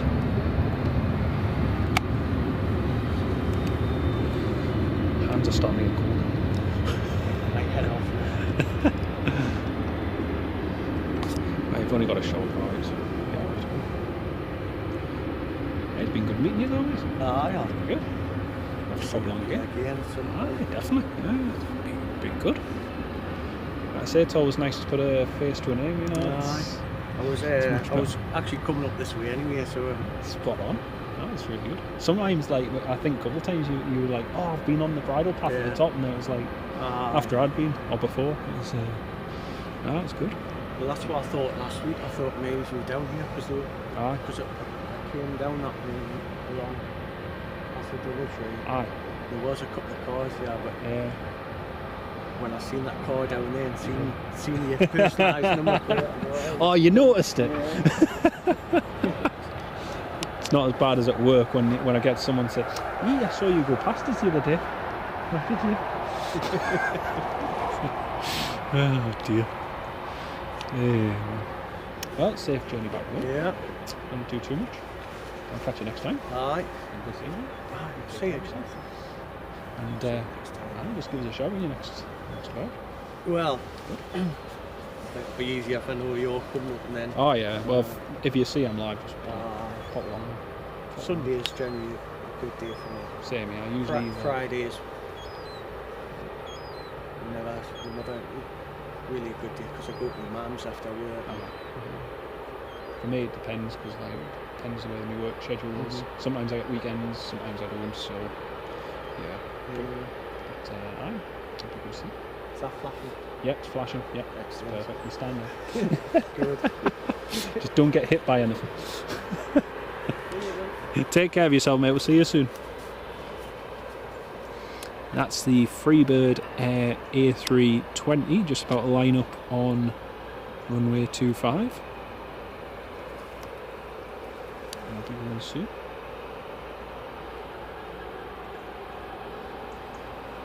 And we've got a business jet just taxiing as well, folks. Got that going. There it is, just taxiing out. Another business jet. Hey, this is pretty cool. Night plane spotting. And that one I think is the Turkish registered one. That's just heading out there. And the Freebird A320 is about to line up. Now, bearing in mind we're running out of light, folks, so we're not going to be able to stick around much longer. So we'll just have to play it by ear and see how we go. That's the business jet. We're just heading there. And the A320 just along at the side.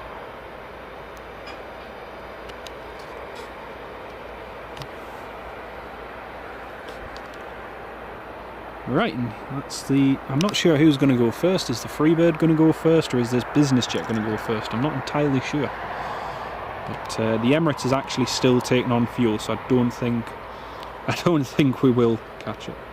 When did a 747 land at Newcastle? Ben Richardson, if you go onto YouTube, type in 747 landing at Newcastle. We've had Kuwait Airways 747 landing here. We've had Dubai Airwing 747 landing here. British Airways. So yeah, we've had a few 747s here in the past. So yeah, if you type it in on YouTube, there's actually quite a few. There's quite a few videos of 747s landing and taking off here. But yeah, there's the Turkish business jet going. And actually, I forgot who.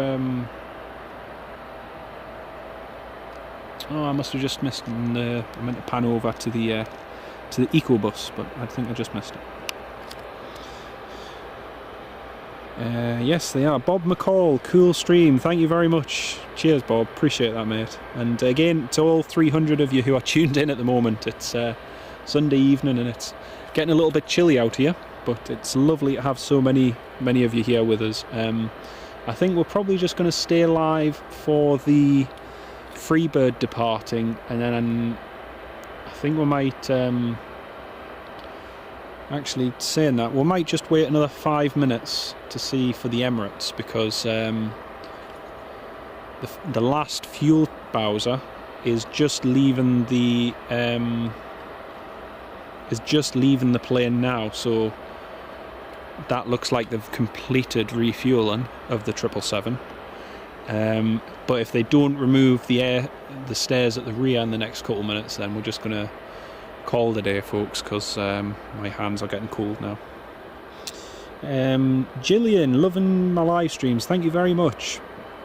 Are you able to tap into the radio? Yes, yeah, you can listen to the ATC. I also just discovered the other day that, because I mean ATC communications and that are frowned upon by certain individuals, but in terms of sharing it and live streaming it, it's still a bit of a grey area. But I found out from someone the other day who's more in the know than I am, and more had more contact with certain people than I have. Apparently it's okay to share on the basis of educational purposes, I discovered. So yes, but yeah, just something I learned the other day, which is interesting because there's never been a case of prosecution in this country, and because the law it's based on is from 1970 odd, and that explains probably why. But apparently there is a motion to get the whole Radio Telephony Act it's based on amended or revoked. So yeah, it's interesting. Wayne Hartshawn, fantastic stream, been lurking, catching up on shows. Oh, good stuff, mate, good stuff. Yeah, don't do shout outs, but more than happy enough to have a conversation and a bit of chat if, you know, that's, I don't mind a good chat, but shout outs, yeah, sorry. It's cold outside, there's no kind of atmosphere. It's freezing now. Do you know what? If anyone plays back this live stream from like 3 hours ago, you'll hear me say, oh, it's nice, it's warm, it's sunny. I can honestly tell you now, it is freezing cold, and Emirates is about to make my life harder because they've just pulled the stairs back from the rear of the plane, which means it's going to depart. So if you want to watch the Emirates depart in the live stream, please hit the like button on the live stream and I'll stay.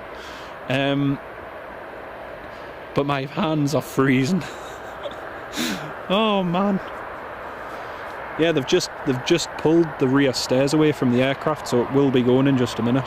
But yeah, if you want to see the Emirates depart, drop a thumbs up, and we'll try and stay. Here goes the Freebird back off to Turkey. Oh, I can see his lights, bright lights. And now I can see an aeroplane. Woohoo!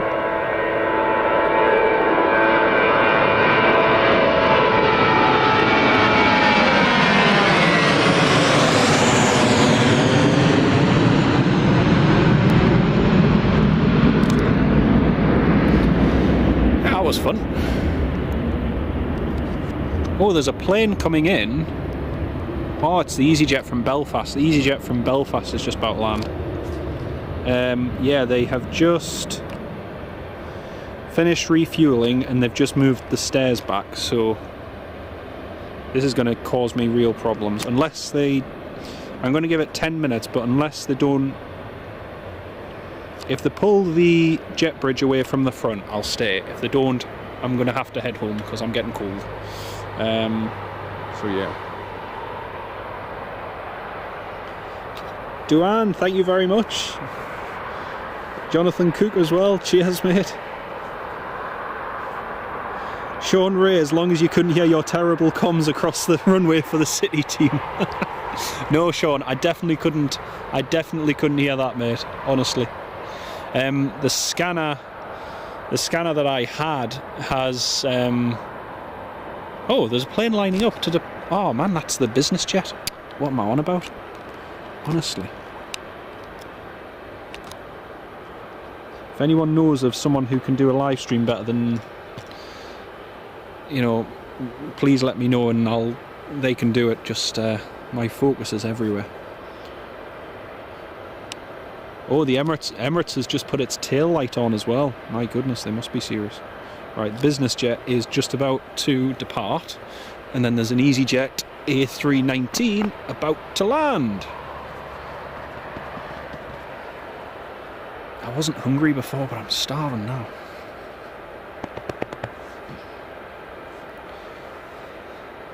So, business jet is rolling down the runway there, and then in the background you can see that other light there. That's the EasyJet coming in from Belfast. So here comes the wee business jet.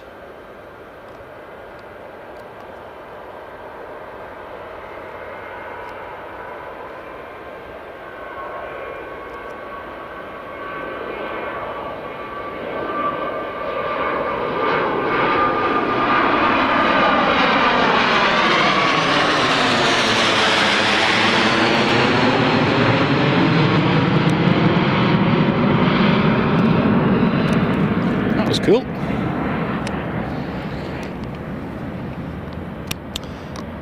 So yeah, the Emirates has just put its tail light on. Oh, actually, do you know what I've just noticed? The baggage, yeah, the baggage thing is still connected to the rear. You see on the other side of the plane, the baggage thing's still connected, so there's a good chance that the Emirates might not be going for a little while yet if they're still waiting for certain passengers to board. So I think we might have to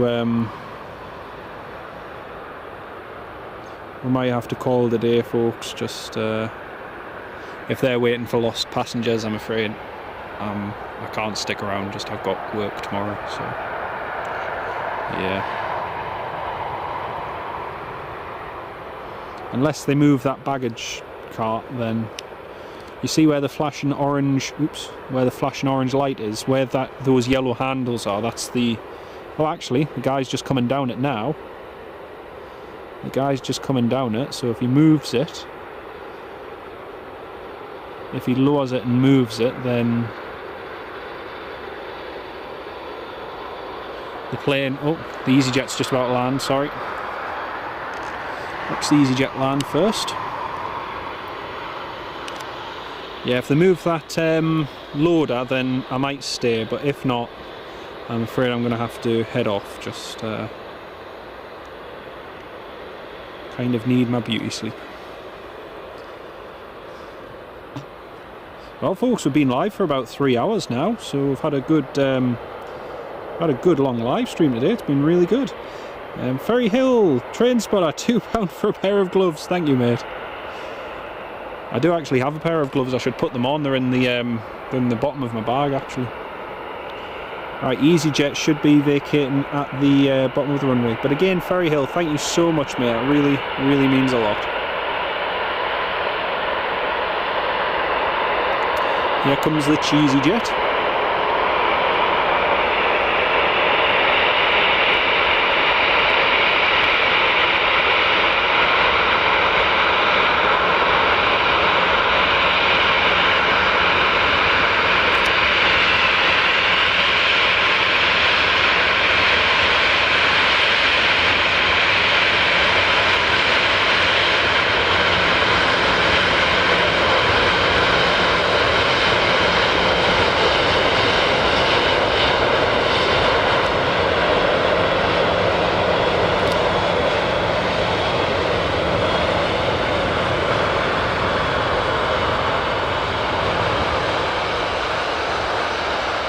North Sky Aviation.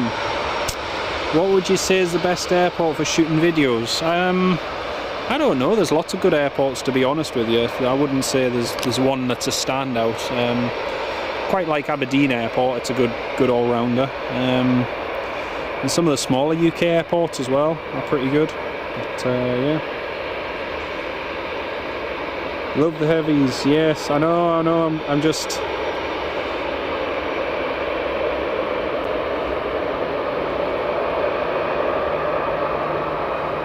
Oh, it looks like they've moved it. They've moved the baggage. They've moved the loader. Now we just need them to disconnect this blooming air bridge. So if they disconnect the air bridge, then we should be good. So.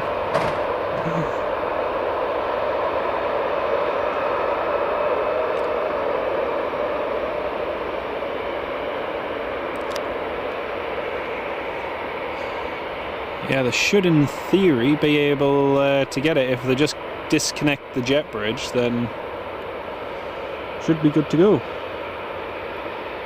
Archie, great stream, thanks very much, mate. Like I say, I'll give it another couple minutes, but unless they quickly disconnect this jet bridge and go, I'm afraid we're just gonna have to leave it. There's a lot of activity there. There's someone walking down to the far end, but I'm not confident. I'm not confident.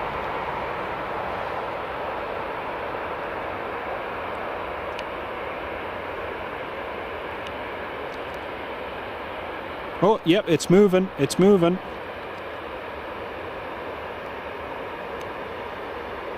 It looks like they're moving the jet bridge.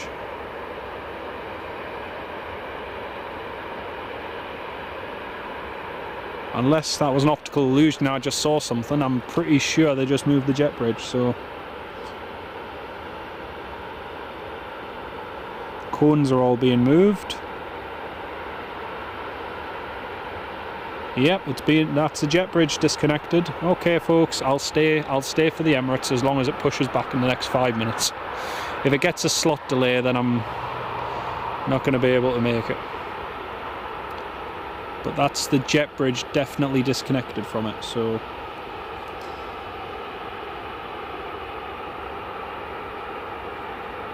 Horizon in Man City following not landing in Manchester but flying past. Yes, that's because they're not going to Manchester.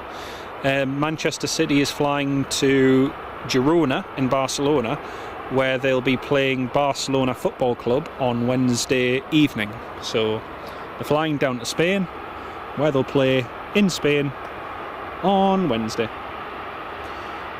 You've never seen an Emirates 777? Oh, well, this should be good. This should be really good.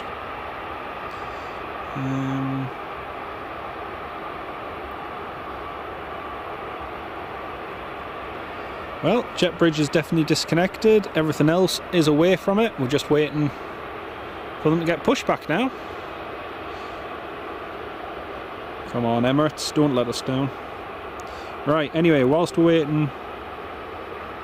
waiting for the Emirates, he's here against his will.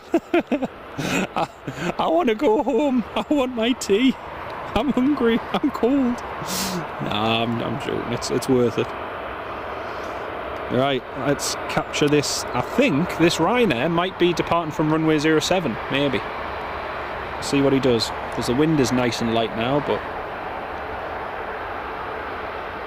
just changed the runway intensity. He might be departing from runway... oh no, he's going too far. Yeah, he is going too far.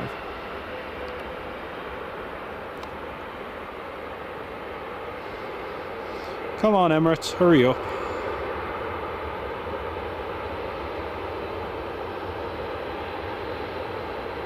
Gotta say, it looks so weird. I don't know what it looks like to all of you who are watching on your screen there, but it looks so weird filming at night. Yeah. I'm used to nice live streams during the day when it's warm and...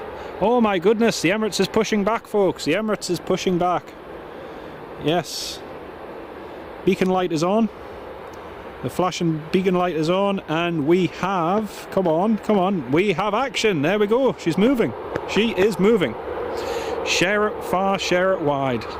Tell all your friends they can watch the Emirates 777 depart Newcastle here. Oh man.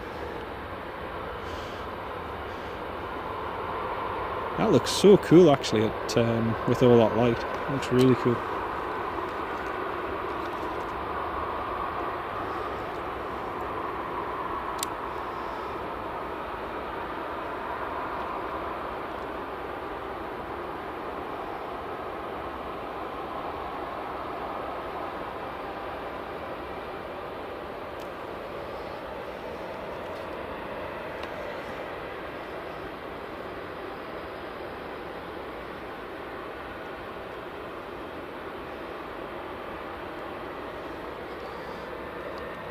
Now we get to hear the GE90 engines of this 777 starting up.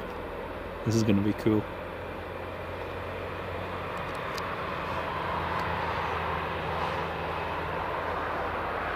especially when you can see the floodlights reflecting off the side as well. It's pretty cool.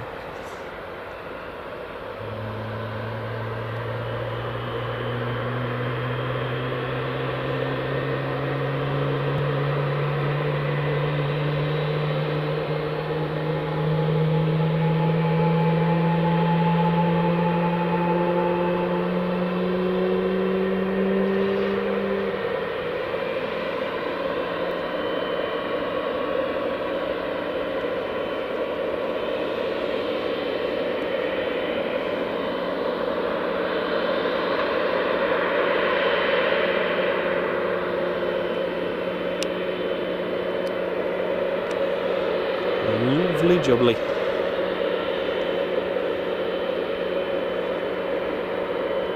Well, I can see there's about 300 of you still tuned in at the moment. It's really great to have so many of you still tuned in. Steve Marchant, put this toward a new scanner, mate. Steve, that's really kind of you, mate. That really means a lot. Thank you so much. I'm actually looking at a net set. Well, I was looking for a net set one. I couldn't find a net set one. But then I started looking at, oh, what do you call them? Maycom. I think the brand is Maycom. So I'm looking at a few different ones, but that's really helpful. Thank you so much, mate. That really means a lot. Thank you so much. Do you play Microsoft Flight Simulator? I do. Well, I did use the old one. Yes. I used to use Flight Simulator X, but I haven't been on it in over a year, to be honest. I really should use it again soon, but yeah. Beacon on its way, yep. Are you going to live stream the Emirates? Yes. Has Emirates ever sent anything other than a 777 to Newcastle, John's box? Yes, we used to have the Airbus A330 on the route for about 5 years, from 2007 to 2012, and then in 2012 they switched it to Boeing 777, so that was cool. Right, whilst we're waiting for the Emirates to taxi, we've also got a Freebird A320 which is ready to taxi, and here's the Ryanair 737 taking off heading to Poland, to Wroclaw. Again, you can't see very much with the light apart from the sound and the flashing lights.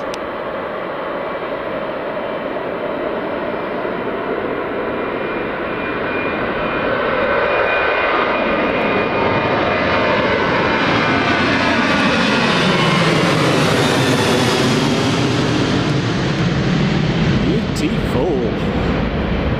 That was cool. That was really cool. Right, let's get the oh, Freebird is actually taxiing first, so we'll get the Freebird taxiing from left to right. Where should you stand for spotting at Newcastle? Oh, there's lots of places you can go, mate. There's lots of good places.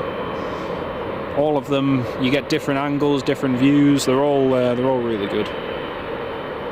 It's quite weird. Just, you know, the time we've been here, that plane has landed, refueled, got new passengers on board, and now it's about to take off again.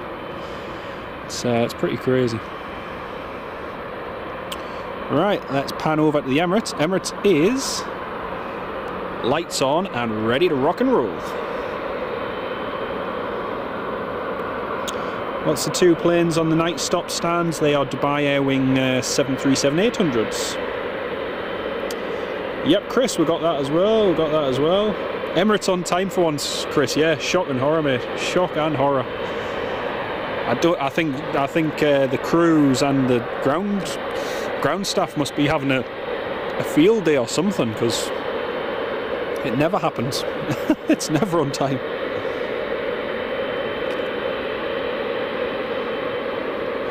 Dubai flight might be a 07. No, it's a 25 departure, mate. 25. It's traffic still on for runway 25, so that's what it is. There is Les Emirates.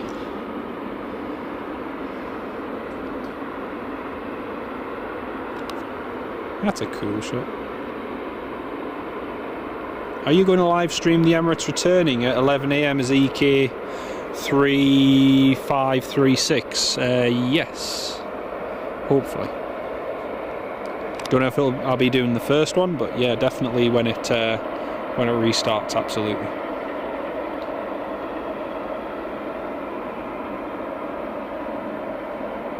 John, this must be a first for the stream catching the 777 leaving.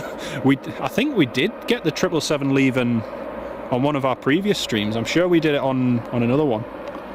But yeah, it's pretty unusual for it to go out relatively on time. And look at that, there is just enough light. You can see the outline of the tower, and you can see the outline of the massive 777 there. You can see the height comparison as well with the tower. It's pretty crazy.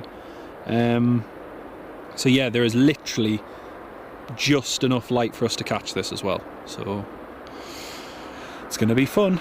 The Turkish Freebird A320 is just heading along to the runway there now. And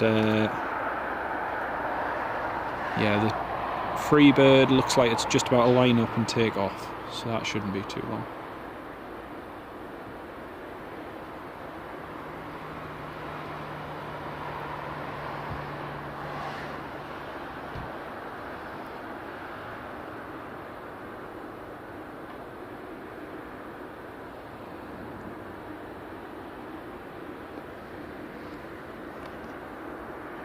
Jonathan Cook, really enjoyed the stream transitioning from day to night. Thanks very much, mate. Yeah, it's actually going to be a bit weird on the playback because you'll be able to see it go from day to night if you play it back.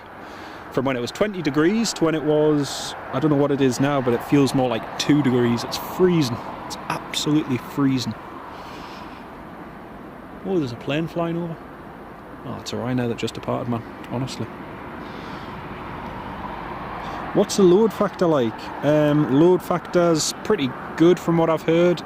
Someone airside will know better than I do, but I've heard that the load factors are pretty good. So yeah.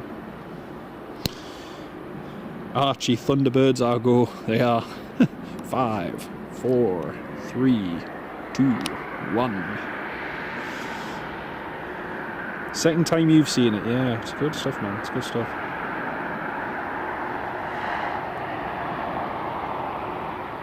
$13°. It doesn't feel like $13°, I tell you. Whoa. Right, here comes the Freebird. Oh, can't feel the ends of my fingers now.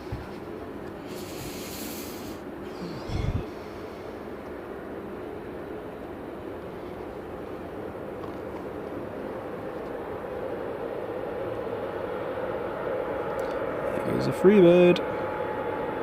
V1, rotate. V2, positive rate, gyro.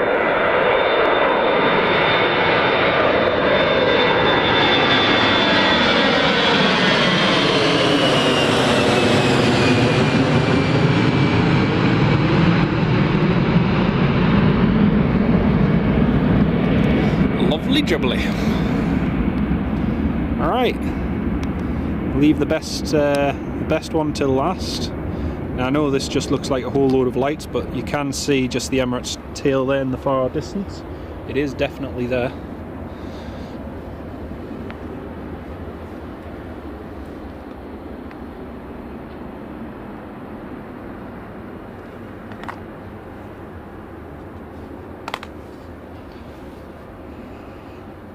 Right, so now we just need to wait for the Emirates to put its strobe lights on, and then it'll be good to go. Again, folks, I don't usually like to... The one thing I do not like to say during my live streams is, you know, don't forget, guys, like, comment, subscribe, this, that and the other. But, you know, if you do enjoy the content, honestly, and if you'd like to see more live streams, not just from Newcastle, but last week we were live at Aberdeen Airport. The week before we were live at Stavanger Airport. So, you know, if you'd like to see more of this kind of content, then I'll leave it entirely up to you. But if you'd like to subscribe to the channel, that would be very, very kind of you. But I don't like to bash on about it because I think it's overused a lot of the time. Anyway, Emirates highlight of the day is ready to rock and roll. Chippers, thank you very much, mate, and Archie as well. Thanks, mate. Really appreciate it. Bob McCall, like the technical language, Jonathan, do you have flying experience? As far as practical hand flying goes, no, apart from flying with other pilots, qualified pilots I should add. But in terms of simulator experience, I'm one of those sad individuals who spent the best part of 3,500 plus hours over the years sat in front of flight simulators, yeah, basically just doing that kind of thing. So as far as practical flying goes, nope. But I've done a lot of flying, not just in computer-based simulators, but full flight simulators as well. In terms of full flight simulators, only the 737-800. So, but yeah, I do like aviation. Is a coffee on the cards for after the stream? No. Basically, it's going to be home, tea, bed, and that's it. So, and then work tomorrow morning. Do you not think the tree should be cut before the start of the runway? Aye, probably.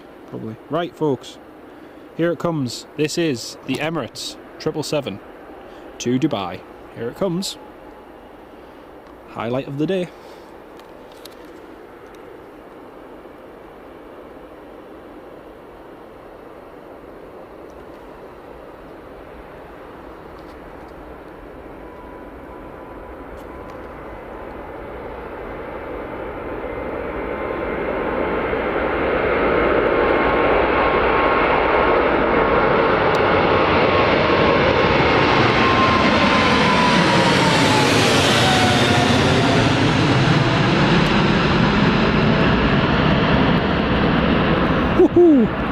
That was cool.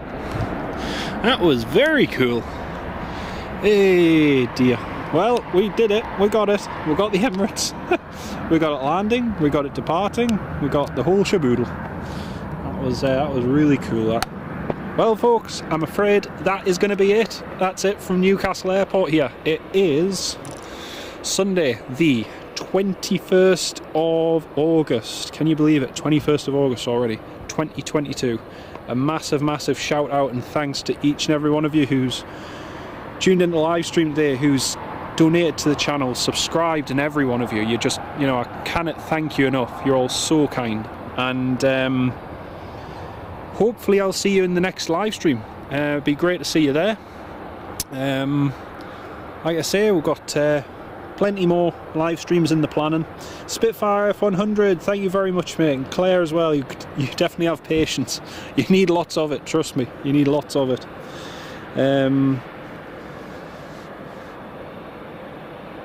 Yeah, the Chris about the BBC Loganair documentary, it was, yeah, I think they could have, to be honest with you, I've flown with Loganair a lot, and I just found it a bit of a shame they didn't include some of the older cabin crew members and older pilots.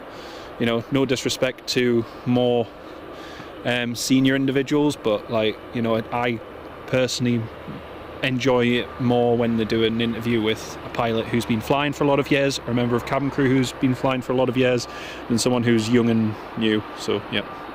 Can I send you the 4K footage? Unfortunately not, mate, because I don't think I have it. I'm not sure which ones plus the file sizes are pretty big, mate, but you might see it on the channel at one point, possibly, Archie. But again, thank you so much for tuning in. Claire Martin, Steve Marchant, Darla Scott, Callum, Wayne, Jonathan Cook, Gillian, Wasif, Bob, thank you all so much for watching. All our dear channel members as well, Chris Kennedy, Ferry Hill Train Spotter, and Sam, Chipaz1919, Chris Kennedy, thank you all so much for tuning in from Newcastle International Airport.